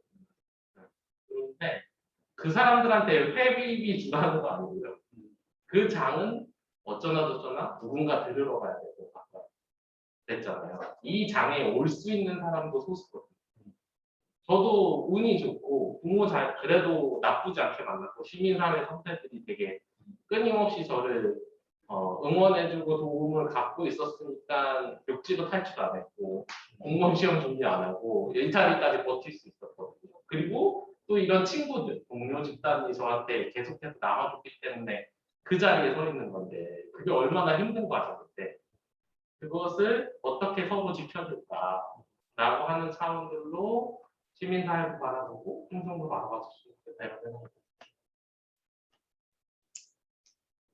지금 어쨌든 지역에서도 그 청년과 관련된 뭐 청년센터도 있고 최근에는 또 저기 큰 건물에 더 큰 내일센터라고 또 있는데 이게 각각 어떤 일을 하는 기구인지 이런 것도 좀 잘 보통 사람들은 잘 모르는 것 같아요. 저도 더 큰 일 센터 뉴스를 가끔 이제 봐가지고 아 저런 걸 하고 있구나 했는데 또 지나가다 보니까 청년센터가 있길래 아 그럼 그거는 뭐지 하고 이제 이렇게 한 적이 있었는데 혹시 뭐 좀 아시는 대로 설명 좀 해주시면. 네, 제가 설명을 좀 드리자면 아까 이제 그 청년의 문제를 해결하는 것이 어떤 일자리 제공만으로 되지 않는다. 그래서 청년들의 어떤 교육 문제라든지 주거 문제라든지 아니면 뭐 사회 참여나 문화예술 향유라든지 이런 문제들을 좀 전반적인 문제에 대한 지원을 하라라고 청년들이 요구해서 청년 기본조례가 만들어졌고 그런 것들을 정책으로 집행하는 그 단위로서 청년 센터가 만들어지게 되어 있어요. 그래서 그거를 조례에 근거해서 만들어진 게 제주 청년 센터고 지금 그 중앙로사거리에 위치해 있고요. 그리고 더큰레일 센터와 같은 경우는 이게 2차 국제자유도시 종합계획에 들어있는 청년 뱅크 사업이라는 것을 근거로 만들어진 사업인데 우선 내용은 그러니까 1년에 뭐 예를 들어 100명의 청년에게 취업을 위한 교육과 그리고 창업을 위한 교육을 하는데 150만 원 정도의 생활비 조의 어떤 그런 소득을 보장해주면서 교육을 진행하는 그런 기관이라고 생각을 하시면 되고요. 그 청년뱅크 사업의 내용을 보면 제주의 어떤 첨단 기업이라든지 그런 기업들, 대기업들을 유치하기 위해서 보니 제주에 있는 청년들이 어떤 그 노동 일꾼으로서 아직 전문화가 덜 되어 있다라는 약간 문제의식에서 처음에 시작했던 것 같아요. 그래서 지금의 내용과는 좀 다를 수 있겠지만 처음에 시작은 그렇게 되었고 지금 그거는 이제 연북로에 위치해 있습니다. 그래서 그 두 가지가 좀 많이 저는 다르다고 생각을 합니다. 그러면 더큰레일 센터는 주로 이제 제주의 첨단 기업이나 이런 거를 유치를 생각을 하고 거기에 필요한 인재를 일정하게 소득을 보장해 주면서 교육을 한다. 뭐 이런 게 지금 취지였던 거 아니에요? 초기에 추진은 그랬습니다. 근데 또 이제 취업 플러스 이제 창업까지 창업까지. 네. 그런 걸로 알고 있어요. 지금 거기도 한 몇 년 됐죠? 이제 한 3년 차 정도. 3년 차. 아직 뭐 2, 4기 뭐 이렇게 평가를 하기는 좀 이르겠네요. 근데 아까 조금 초기에는 그랬는데 조금 변화가 있나요? 지금은 좀 그러니까 청년들이 뭔가 취업을 준비하거나 창업을 준비할 때 자기 소득 생활비를 보전을 해야 하는데 그러면 계속 뭐 아르바이트를 하면서 다른 노동을 하면서 그 과정들을 밟아야 하니까 너무 힘들고 그것이 청년들이 좀 원하는 부분이기도 했습니다. 그래서 그 더큰레일 센터에 가면 그런 생활비 걱정 없이 자기가 하고 싶은 창업을 준비한다거나 아니면 취업에 관한 교육을 받는다거나 이런 것들이 있기 때문에 저희 청년들 사이에서는 그런 부분에 있어서는 지금 많은 호응을 얻고 있는 것으로 사실입니다. 거기 근데 수가 제한되어 있는 거잖아요. 네. 그것도 참 들어가기 쉽지 않겠네요. 맞아요. 그 기수별로 이제 뭔가 계속 좀 세세하게 좀 달라지는 것 같아요. 어느 때는 이런 방식을 하고 어느 때는 그러니까 선발 기준도 좀 달라지는 것 같고요. 네, 그래서 뭐 트랙별로도 좀 다르고 누군가는 이제 뭐 창업 트랙으로 들어오는 누군가 취업 트랙 뭐 이런 식으로 좀 세분화되어 있다는 느낌이 받은 적이 있고요. 또 뭔가 그냥 프리랜서로 하고 싶은 사람들도 우리 안에 들어있기도 하고 그런 식으로 아주 밀착형 뭔가 취업을 위한 취창업을 위한 학교 같은 느낌을 저는 받아요. 그러니까 어쨌든 그거는 비교적 소수의 청년들에게 또는 집중적인 지원을 해주는 형태라고 볼 수 있을 것 같은데 그럼 청년 센터는 그거와는 달리 좀 보편적인 성격을 가지고 있겠네요. 네.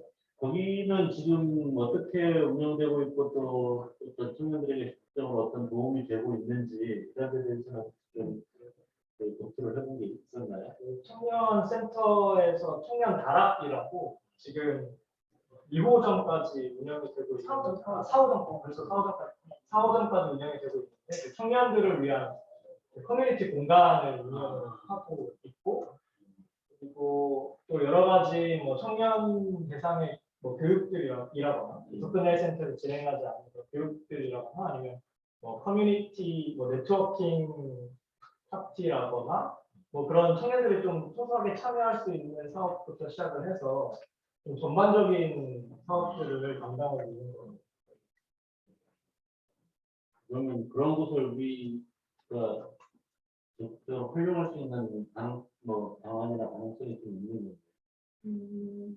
그러니까 여기에 있어서 어쨌든 이 어떤 생각이 드냐면, 그러니까 청년 센터는 어쨌든 그 청년 뭐 커뮤니티 지원이든 뭐 어떤 뭐 심리 상담 지원 이런 것들을 하고 있거든요. 그런데 거기도 이제 그 행정에서 좀 그래도 한 발짝 떨어져 나서 어떤 센터의 형태로 운영이 되고 있는데 여기에 있는 구성원들은 청년을 바라보는 시각은 어떤가라는 물음표는 있어요. 그래서 이제 저는 청년센터야말로 어떤 뭐 센터장이든 뭐 주요 직책에 청년 당사자들이 포진되어 있는 게 좀 건강하다라는 생각이 들긴 하는데 그렇지는 않다고 알고 있고요. 지금 센터장님도 어쨌든 청년은 아니시고 그래서 제가 생각하기에 좀 제일 건강한 모델은 민간에서의 민간에서 길러진 청년들이 그런 어떤 공적인 영역의 장을 맡고 거기서 좀 펼쳐나가는 정책들을 펼쳐나갈 수 있는 그러니까 그게 저는 청년센터와 같은 기구도 마찬가지로 가능하다면 할 수 있다고 생각이 들기도 해요. 그래서 이런 좀 더 민간이랑 좀 더 밀착돼 있었으면 좋겠다는 생각이 들기도 하고 왜냐하면 아까 뭐 커뮤니티 지원 사업을 청년센터에서 한다고 했잖아요. 근데 그러니까 이거는 어쨌든 관계 맺기 그리고 이 사람들이 어떻게 하면 이 사회 문제에 좀 더 관심을 갖게끔 연결을 할까라는 고민이라기보다는 지금 청년센터의 그 활동 지원 사업은 그냥 동아리 지원이에요. 뭐 축구하는 모임, 뭐 무슨 모임에 이거를 이게 활동비 지원이 되니까 추첨을 넣어서 뺑뺑이를 돌려서 몇 팀을 선발을 해요. 그런 다음에 활동비 지원해주는 거예요. 근데 이거가 무슨 확장성이 있겠어요? 원래 내가 갖고 있던 사람들이랑 동아리 구성해가지고 활동하는 거는 근데 이걸 지금 지원해주고 있는데 만약에 좀 더 확장된 네트워킹을 지원하겠다 싶으면 이 커뮤니티들을 연결하는 장을 적극적으로 마련을 해야죠. 근데 그런 노력은 저는 없다고 보거든요. 저도 예전에 초창기에 이런 활동 지원 프로그램 참여를 했었는데 이제 어쨌든 중요한 건 우리가 무슨 활동을 하는지가 중요한 게 아니라 이 돈을 어떻게 허투루 쓰지 않는지를 제일 감시하는 게 1번이고 그리고 다른 팀이랑의 네트워킹에 또 관심이 없습니다. 제가 느꼈을 때는 그래서 어쨌든 뭔가 이게 그냥 수혜성으로 끝나버리는 청년 네트워킹 지원 사업은 저는 필요 없다고 보고요. 그런 문제의식을 갖고 청년센터를 보고 있기는 해요. 거기에 그럼 그 운영 거버넌스라든가 이런 데 지역의 청년단체나 아니면 예를 들어 우리 여민의 유공항공위원회나 이런 데들이 참가하거나 그러진 않습니까? 그냥 네, 그렇진 않고 지금 제주청년센터나 북한내일센터 두 기관 모두 그 경제통상진흥원으로 동기간 이탈이 된 상황이거든요. 그 안에 뭐 도큰나이센터 같은 경우는 운영위원회를 꾸려가지고 운영을 하고 있는데 거기에 청년들이 몇 명 들어가 있는 걸로 알고 있지만 저 청년센터와 관련해서는 그런 어떤 거버넌스 운영이나 이런 것들은 없는 상황입니다. 그래서 저희도 초반에 청년센터가 만들어질 때 민간 위탁으로 뭐 돌려야 하지 않느냐라는 문제 제기를 또 했었거든요.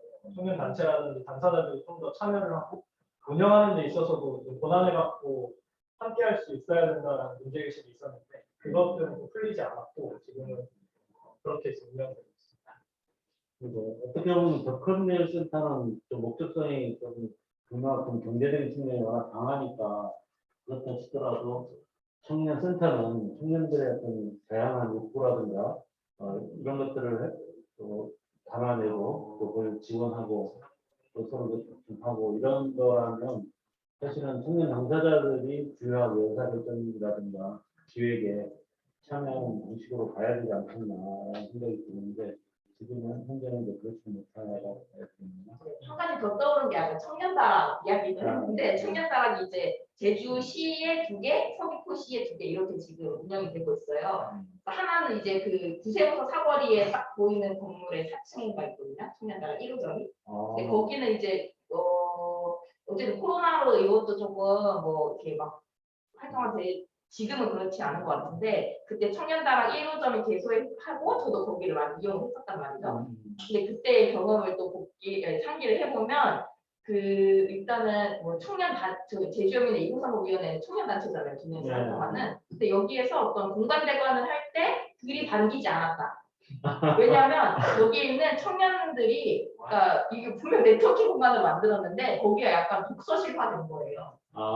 진짜. 그래서 약간 조용해야 되는 분위기고 사람들이 와가지고 뭐 공부를 많이 하니까. 근데 그것도 어떻게 보면 청년 만약에 그런 청년들의 수요가 있다면 다른 공간으로 풀든지 해야 돼. 왜 그 네트워킹 공간을 독서실화 시키는가라는 생각이 들고 그래서 약간 좀 꺼려했던 거는 그 시간에 이용하는 청년들이 어쨌든 주로 공부를 하니까 그게 좀 이렇게 방해가 됐고 그래서 이제 좀 이게 문제가 된다라는 그거였거든요. 그래서 참 황당하다. 이게 만들어진 목적이랑 너무 다르게 운영이 되고 그럼 있으니까. 거의 취업 준비생들의 그 공부방법이 그렇게 없어지는 됐어요. 네.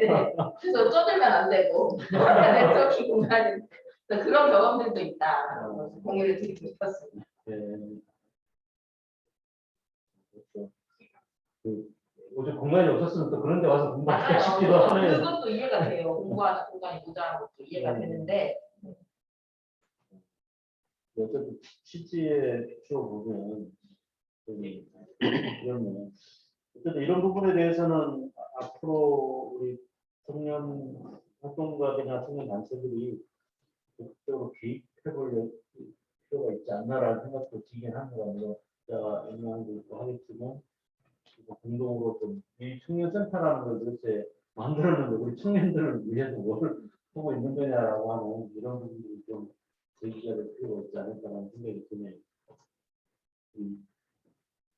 부모님께서 또 워낙 여기저기 역할을 많이 맡고 계시다 보니까 지금 계속 중요한 전화들이 와서 전화 받느라고 지금 그 자리를 비우고 있는데 이제 거의 마무리해야 될 시간이 다 되는 것 같습니다. 일단 마지막으로 제가 내년 지방선거에서 도지사가 된다면 도지사가 딱 당선이 된다면 제일 먼저 펼치고 싶은 청년 정책이 무엇인가? 라는 질문을 우리 고객님 마지막에 해야 될 것 같고 누구 할까요? 네, 우리 선생님 할까요? 네. 제가 만약 도시사가 된다면 이거 약간 뭐 선거법 위반이죠. 네,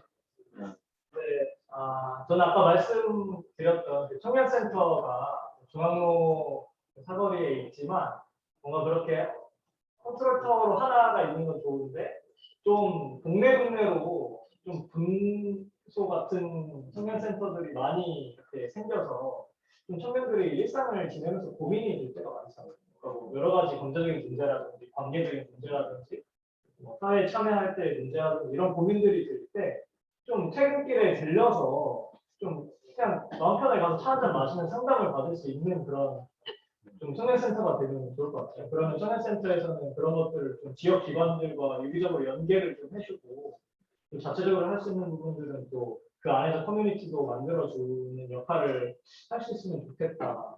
그런 생각이 들고 듭니다. 가장 먼저 하나. 청년들 상담도 하고 또 청년들끼리만 할 수 있는 그런 공간들을 좀 가까이 접근성 있게 그다음 우리 우리나라 제주도 최초의 여성 도지사가 탄생했습니다. 네, 여성 청년 도지사로서 무엇을 하고 싶습니까?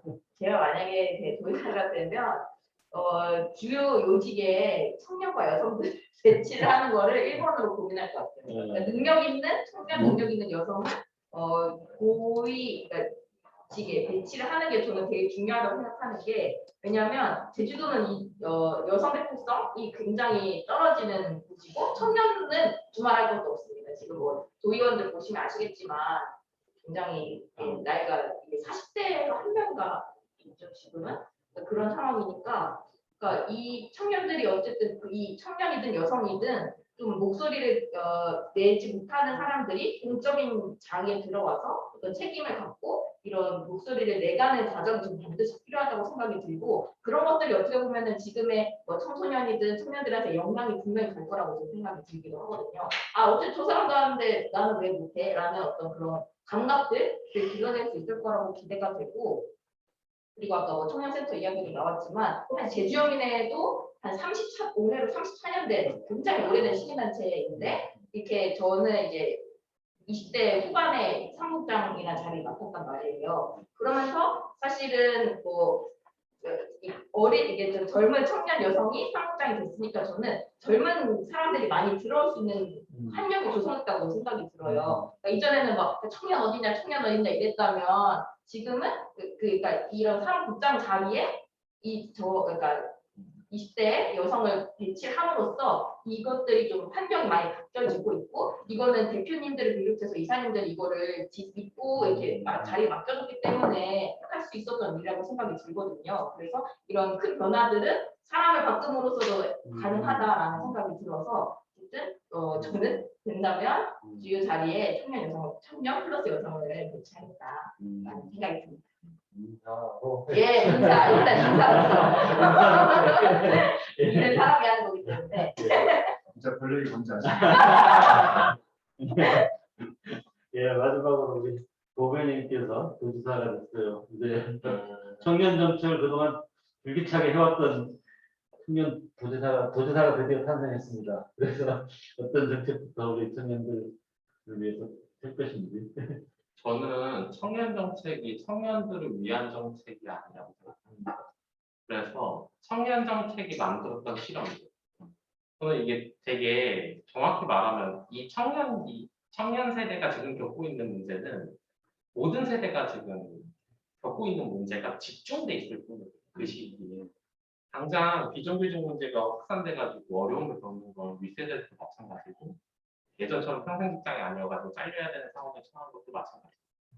그래서 따지고 보면 예전에는 명퇴해서 인생 이막 같은 이야기를 하는 경우도 많았는데 이제는 그 명퇴 시기도 엄청 짧아지고 이래서 인생은 새롭게 이행해야 되는 시기가 청년기만 있는 게 아니라 모든 기수의 어떤 이행의 어려움들을 겪는 사회가 되는 것 같아요. 그 어떤 청년기의 그것이 이행 과정에서의 어떤 방식으로 정확히는 청년의 눈으로 보자, 청년의 시선으로 보자라고 했지만 더 중요한 것은 어떤 그 사람의 주체성을 어떻게 발휘하는 방식으로 사회를 구성할 것인가, 정책은 가다할 것인가라고 하는 차원의 접근이라고 생각하거든요. 그래서 그러한 실험들이 곳곳에 반영될 수 있는 제도를 바꾸는 실험을 하고 싶습니다. 그래서 아까 말했지만 청년들한테 수당을 주는 것처럼 이때 그냥 교육받으라가 아니라 이 사람이 어떻게 하면 이 시기에 잘 설계할 수 있게끔 이행이 불안해가지고 조급함에 쫓겨가지고 내 가치를 상실하지 않게끔 하는 정책으로서 청년을 넘어서 모든 세대가 공유할 수 있는 사회로 변화하는 게 정책을 할 수 있게 만들고 싶습니다. 그런 것 같습니다. 이게 우리 앞에 세대들, 저희들 세대는 항상 청년이 나라를 걱정하고 청년이 나라를 주도하고 이런 거였는데 지금은 거꾸로 이제 어떻게 보면 나라가 청년을 걱정해야 된다라는 식으로 자꾸 이제 되고 있는 것 같은데 어떻게 보면 청년이든 아니든 이 사회 속에서 자기의 가치 또 정체성 이런 것들을 세워 나가면서 살아갈 수 있게 하는 그 환경들을 어떻게 만들 것인가라는 것이 특별하게 청년에만 하려 있는 이런 부분은 아니다. 다만 청년들이 있는 조건들이 있기 때문에 그 조건 속에서 좀 더 적합한 이런 어떤 정책이라든가 활동이라든가 이런 걸 만들어 나가는 정도라고 할까요? 그런 것이지 아니 별개의 문제 자체가 별개는 아니다라는 그런 얘기였던 것 같습니다. 예, 거의 이제 1시간 반이 다 돼가고 있는 것 같습니다. 1시간 반 가까이 우리 그동안 지역에서 청년으로 살면서 또 청년들과 만나고 같이 활동을 하면서 또 그러면서 또 청년 정책이라는 차원에서 또 고민도 해왔던 세 분의 청년분들을 모시고 1시간 반 동안 지금 이야기를 나눠봤는데 혹시 지금 제가 방을 못 보니까 혹시 지금 들어와 계신 분 있으신가요? 지금 한 7분 예. 혹시 그러면 질문 이야기를 주고받는 시간을 잠시 갖도록 하겠습니다. 현장에서도 좋고 아니면 우리 줌으로 들어와 계신 분 중에 직접적으로 하거나 아니면 뭐 채팅을 통해서거나 우리 세 분 청년들한테 묻고 싶거나 아니면 전하고 싶은 이야기가 있으면 말씀해 주시면 좋겠습니다. 누가 먼저 하실까요?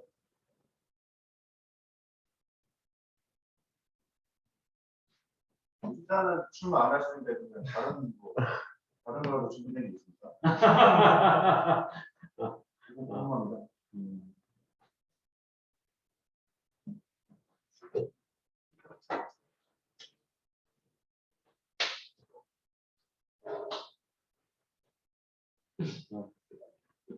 청년들이 잘 모여야 된다고 생각하는 앞에서 질문 마치고 하는 걸로. 예.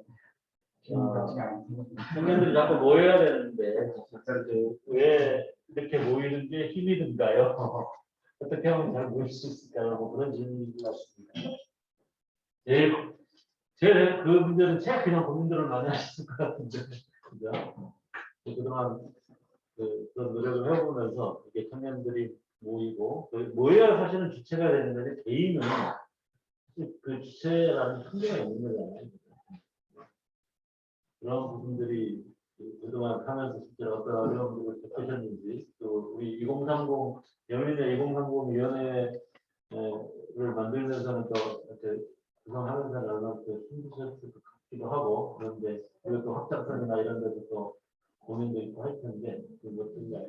그러니까 연민의 2030위원회를 구성하는 거는 사실은 청년협동조합이 있었기 때문에 가능했어요. 왜냐하면 그때 당시에 청년협동조합에서 만났던 친구들 중에서 페미니즘에 관심 있는 사람들이 연민의 회원됐고 그 전에 회원가입 한 분도 계시지만 그래서 그들을 중심으로 2030위원회가 구성이 된 거란 말이죠. 그래서 이제 기존의 커뮤니티가 얼마나 중요한가는 전 여기서 있다고 봐요. 그러니까 청년협동조합 멤버들이 다 뭐 시민사회단체에 관심 있고 이런 건 아니지만 그 중에 일부는 관심이 있단 말이죠. 근데 그랬을 때 같이 할 수 있는 동료를 좀 땡겨올 수 있는 그 판이 저는 청년협동조합으로 인해 있었다고 생각이 들고 그렇게 처음에 첫 멤버는 10명 제외하고 다 청년조합원이자 연민의 2030위원회를 이제 중복으로 하게 된 이중 정체성을 갖고 있는 그런 사람들은 구성이 됐고 거기서 그 각각의 멤버들이 역할을 아주 잘해줬기 때문에 지금의 그 10명 이렇게 불어나게 될 수 있었던 기반이 있었던 거라고 생각이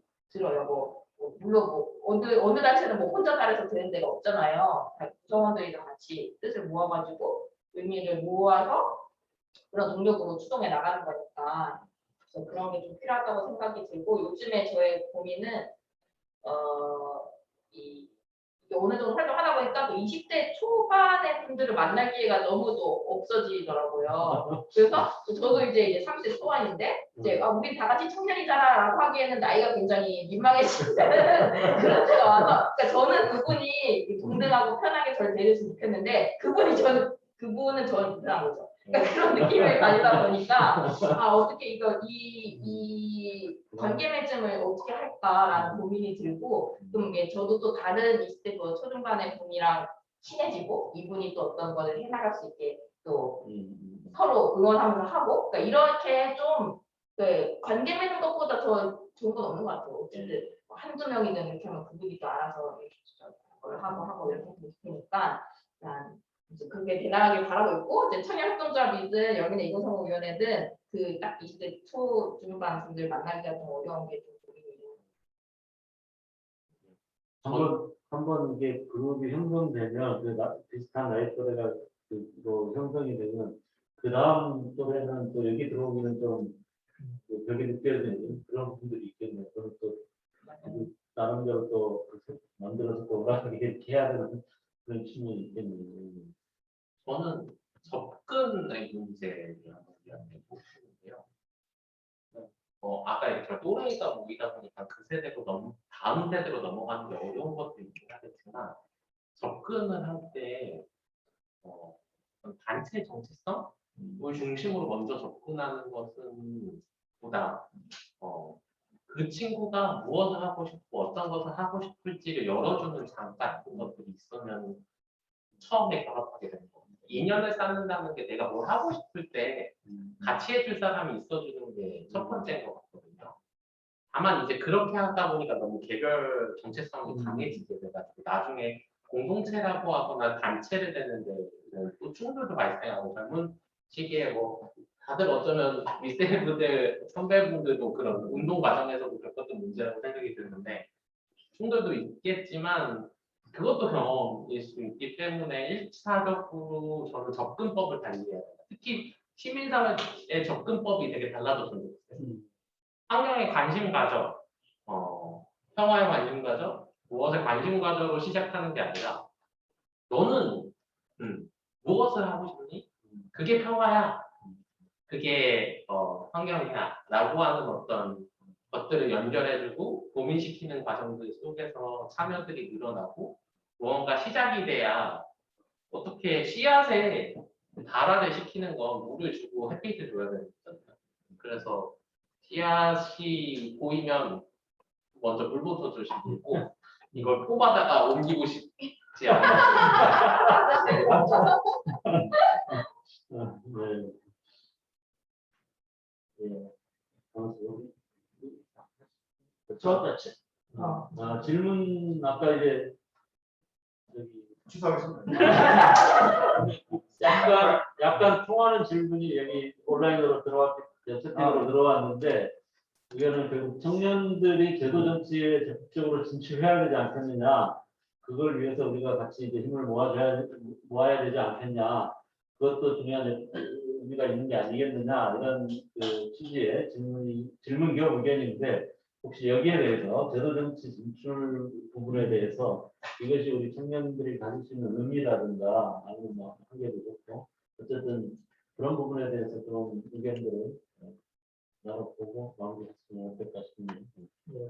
제가 먼저 말씀을 드리면 그러니까 지금까지 해온 이야기의 맥락을 좀 들어보시면 이 제도 정치에 진출하는 것이 어떻게 보면은 다른 청년들, 그러니까 그동안 어떤 사회 문제나 정치에 관심을 갖지 않았던 청년들이 사회 참여를 하는데 오히려 방해가 되는 요인이 될 수도 있다. 그러니까 이게 어떤 씨앗을 물 주는 게 아니라 그냥 뽑아다가 너 이준석처럼 한번 돼보자 뭐 이런 뭐 그러한 어떤 움직임이나 이런 것들이 오히려 그런 다양한 청년들이 뭔가를 1단계로 참여하는데 방해가 될 수 있다라고도 이제 생각이 들기도 하지만 그렇기 때문에 이제 제주청년협동조합이든 다양한 청년 커뮤니티를 만들어 가면서 그러한 우리가 이제 서로가 씨앗이 돼가지고 서로를 이렇게 모여서 몇 년 동안 이제 활동을 했다고 생각을 하거든요. 그런 와중에 이제 뭐 내년에 대선이 있고 지방선거가 있어서 또 이런 의견들이 이제 나오고 또 뭐 시민정치연대 제주같이라든지 여러 가지 정당이나 단체들의 움직임 속에서 또 청년 그 안에서도 청년 커뮤니티가 또 만들어지고 또 내년 선거에 대해서도 같이 고민을 해보자 이런 이야기들이 지금 나오고 있는 상황이고요. 그 지난 지방선거 때 이제 청년들이 제주청년 유권자 행동이라는 거를 조직을 해서 제주에 있는 17개, 18개 청년 단체와 그룹들이 함께 유권자로서 지방선거에 개입했던 또 경험이 있습니다. 그런데 이제 내년 지방선거에서도 그러한 개입의 움직임들을 만들어지고 있는 것 같은데 그러한 개입의 그런 수준이 어떤 유권자로서 그렇게 의견을 낼 것이냐 아니면은 정말 제도정치 진출까지 고려하면서 그거를 가져갈 것이냐 지금 논의하고 있는 상황인 걸로 알고 있습니다. 네, 논의를 하고 있는 주체로서 말씀을 해주신 것 같고요. 또 혹시 이어서 모든 제도 정치에 청년들이 진출하는 것과 주요한 청년 이슈를 주요한 정치 의제로 만들어내는 것, 이 두 개는 좀 병행이 되어야 되는 것이라고 생각이 듭니다. 그렇죠? 저는 이제 고민이 아까도 말했지만 다른 지점이 있다. 그냥 청년 정치인이 탄생하는 것과 청년 정책이 활성화되는 건 다른 지점이 있다. 청년 커뮤니티가 강해지는 건 다른 지점이 있다라고 하는 것은 너무나도 당연한 어떤 지점이거든요. 근데 정치인이 필요한 것은 맞아. 근데 그냥 젊다고 필요한 게 아니에요. 어떤 메시지를 가지고 어떤 방식으로 무엇을 변화시킬 것이냐가 더 중요하고 다만 청년 정책이라고 하는 것, 청년들의 어떤 활동이라고 하는 것은 그것과 별개로 어떻게 해서든 필요한 영역이다. 그래서 경중의 문제가 아니라 역할 분배를 어떻게 해야 된다. 전 선배 세대들도 그렇고 우리 세대들끼리도 역할 분배가 필요하다고 생각해요. 누군가는 지키고 누군가는 어떤 시민사회 현장을 지키고 누군가는 또 진출하고 그러면서도 이 현장을 지켜서 지속 가능함을 담보하는 문제들을 어떻게 만들 것인가라고 하는 것들이 같이 고민되면 좋겠다는 생각이 들고요. 그리고 청년 정치인이 탄생해서라고 하는 것을 너무 경쟁적이게 보지 않았으면 좋겠어요. 사람이 없다 이렇게 얘기도 하고요. 워낙 사람이 있다 치더라도 서로 옮겨놓고 너무 밟아댈 수도 있다고 생각합니다. 요즘 당장 최근 어떤 청와대 비서관이 20대가 되고 나서도 선배 세대들 입장에서도 엄청 참 뭐지? 약간 이런 얘기들이 튀어나오고 이준석 현상에서도 따지고 보면 쟤 뭐지? 라고 하는 얘기들이 나오는 게 경험이 일천한 뭐 등등 여러 가지 이유를 대긴 하지만 한편으로는 그냥 경쟁적이어서 그렇다고 생각해요. 정치라고 하는 영역 자체가 어떤 소수의 대표자를 보내는 방식으로의 프레임 중심의 우리의 어떤 룰이었던 거 기존의 룰이기도 할 수도 있어요. 근데 시민이 더 많이 참여하고 시민이 더 많이 공유되고 이야기 나눌 수 있는 장이 튼튼히 깔린다고 하면 도지사가 전행하지 않고 모든 걸 결정하지 않고 시민과 함께 이야기 나눌 수 있는 장 같은 것들을 만들 수 있다고 생각이 들어서 시민 사회가 튼튼해지는 것이 곧 정치 진출이기도 하고 정확히 정치 패러다임 자체를 바뀌는 걸 수도 있지 않을까라는 생각이 듭니다.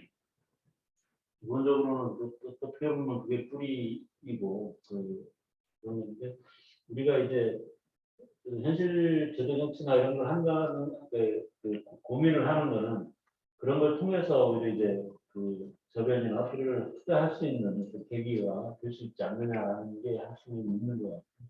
또 한 측면은 저는 이제 우리가 좀 앞으로 고민해봐야 될 부분이 있는데 어떻게 보면 시대가 지금 많이 바뀌고 있다. 시대가 크게 바뀌고 있고 그 시대의 의제들이 이제 달라지고 있는데 그 새로운 혹은 또 좀 더 미래적인 의제에 관심이 있고 또 감수성이 있고 한 세대들이 이제 빨리 정치로 나와야만 이 판이 좀 바뀔 수 있는 거 아니냐.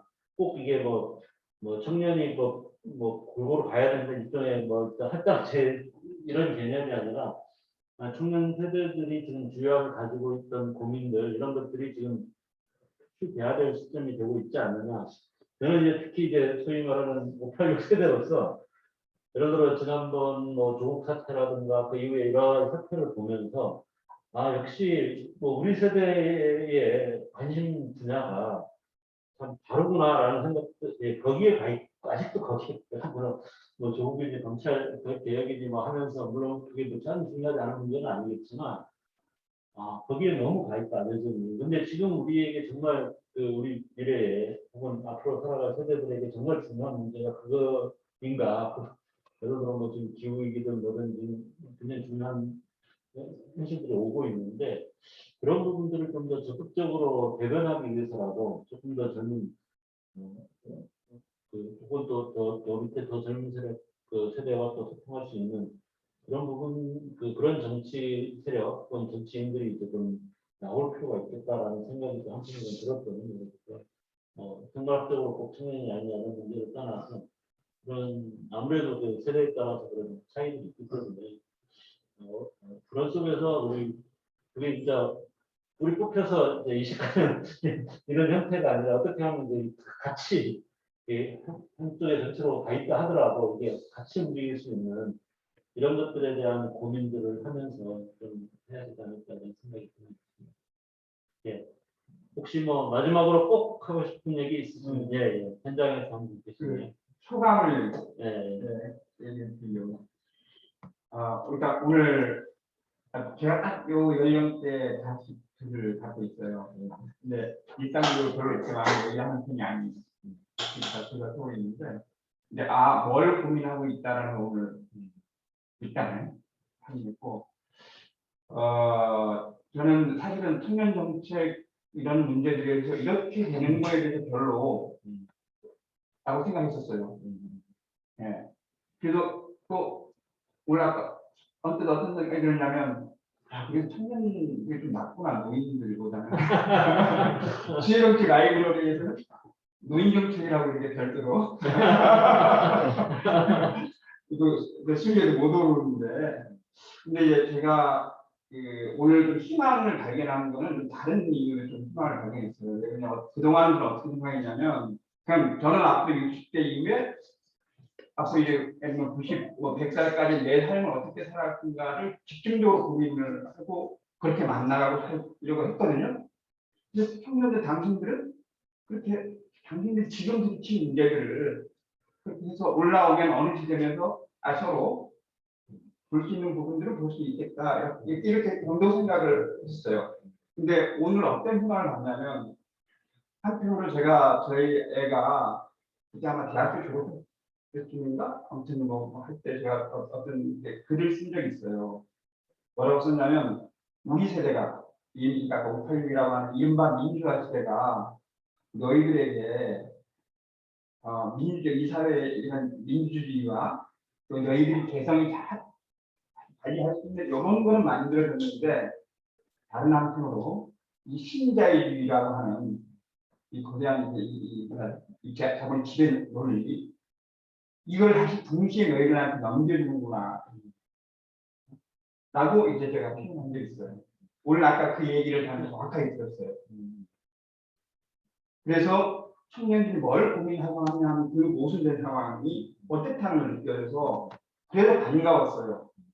저는 그 지점에서 바로 이 문제가 보편적으로 각종 규정하는 문제를 사실 저는 이 신자유주의라고 하는 자본의 논리라고 생각하거든요.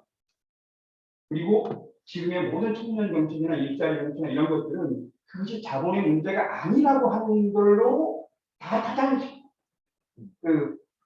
대외시키고 협소화시키고 있는 모든 저는 이게 초점이 다 있다는 생각을 하고 있었어요. 그리고 청년들이 바로 그 지점을 어렵더라도 뚫고 나가야 한다라고 생각하고 있었어요. 그래야 저는 청년의 문제들 중에서도, 그러나 아까 노동의 일자리라는 노동의 문제와 젠더의 문제와 또 생태의 문제와 또 동시에 모든 세대가 이제 예인지를 갈 수밖에 없는 이런 노인의 문제와 이것이 같은 선상에서 만들 수 있다라는 생각을 갖고, 일단 저는 이제 90대 동맹을 지금 만들고 있거든요. 90대 동맹. 노인 문제를 주체적으로 풀자라고 하는.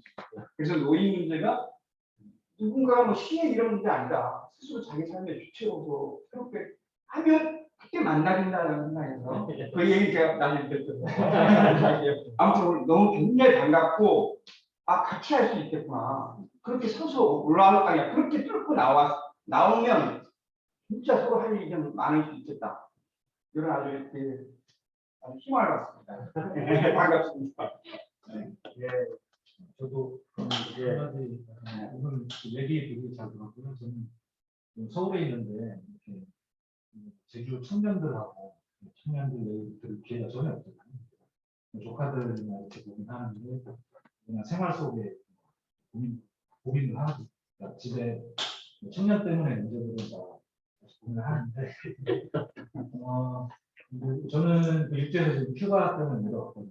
듣다 보니까 제주도 청년들은 육지로 왔다 갔다 하는 게 이렇게 수월하진 않잖아요. 그래서 이거를 뭐 교통비 지원이나 아니면 교육 지원하고, 그리고 서울에서 특히 뭐 교육을 장기로 이렇게 받을 때 숙박을 이렇게 지원을 해 준다거나, 아니면 서울에 그 재출신 사람들이 많으니까 관계 형성 이런 것들이 좀 필요하지 않을까 그런 생각을 했고요.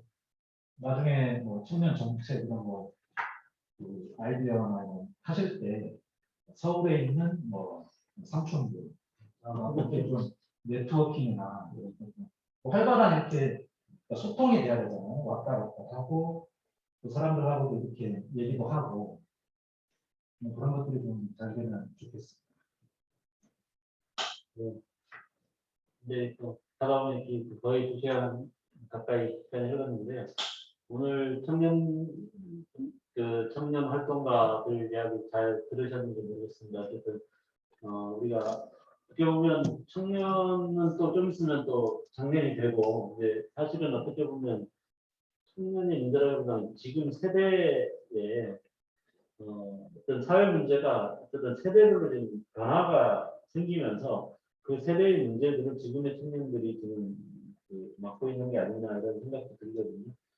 그러면서 조금 더 그 조건 때문에 아까 뭐 신자유주의라고 얘기하는 거라고 해서 그 조건 때문에 어려운 지점들을 이제 같이 뚫고 나갈 수 있는 이런 방안들을 좀더 나갔으면 좋겠습니다.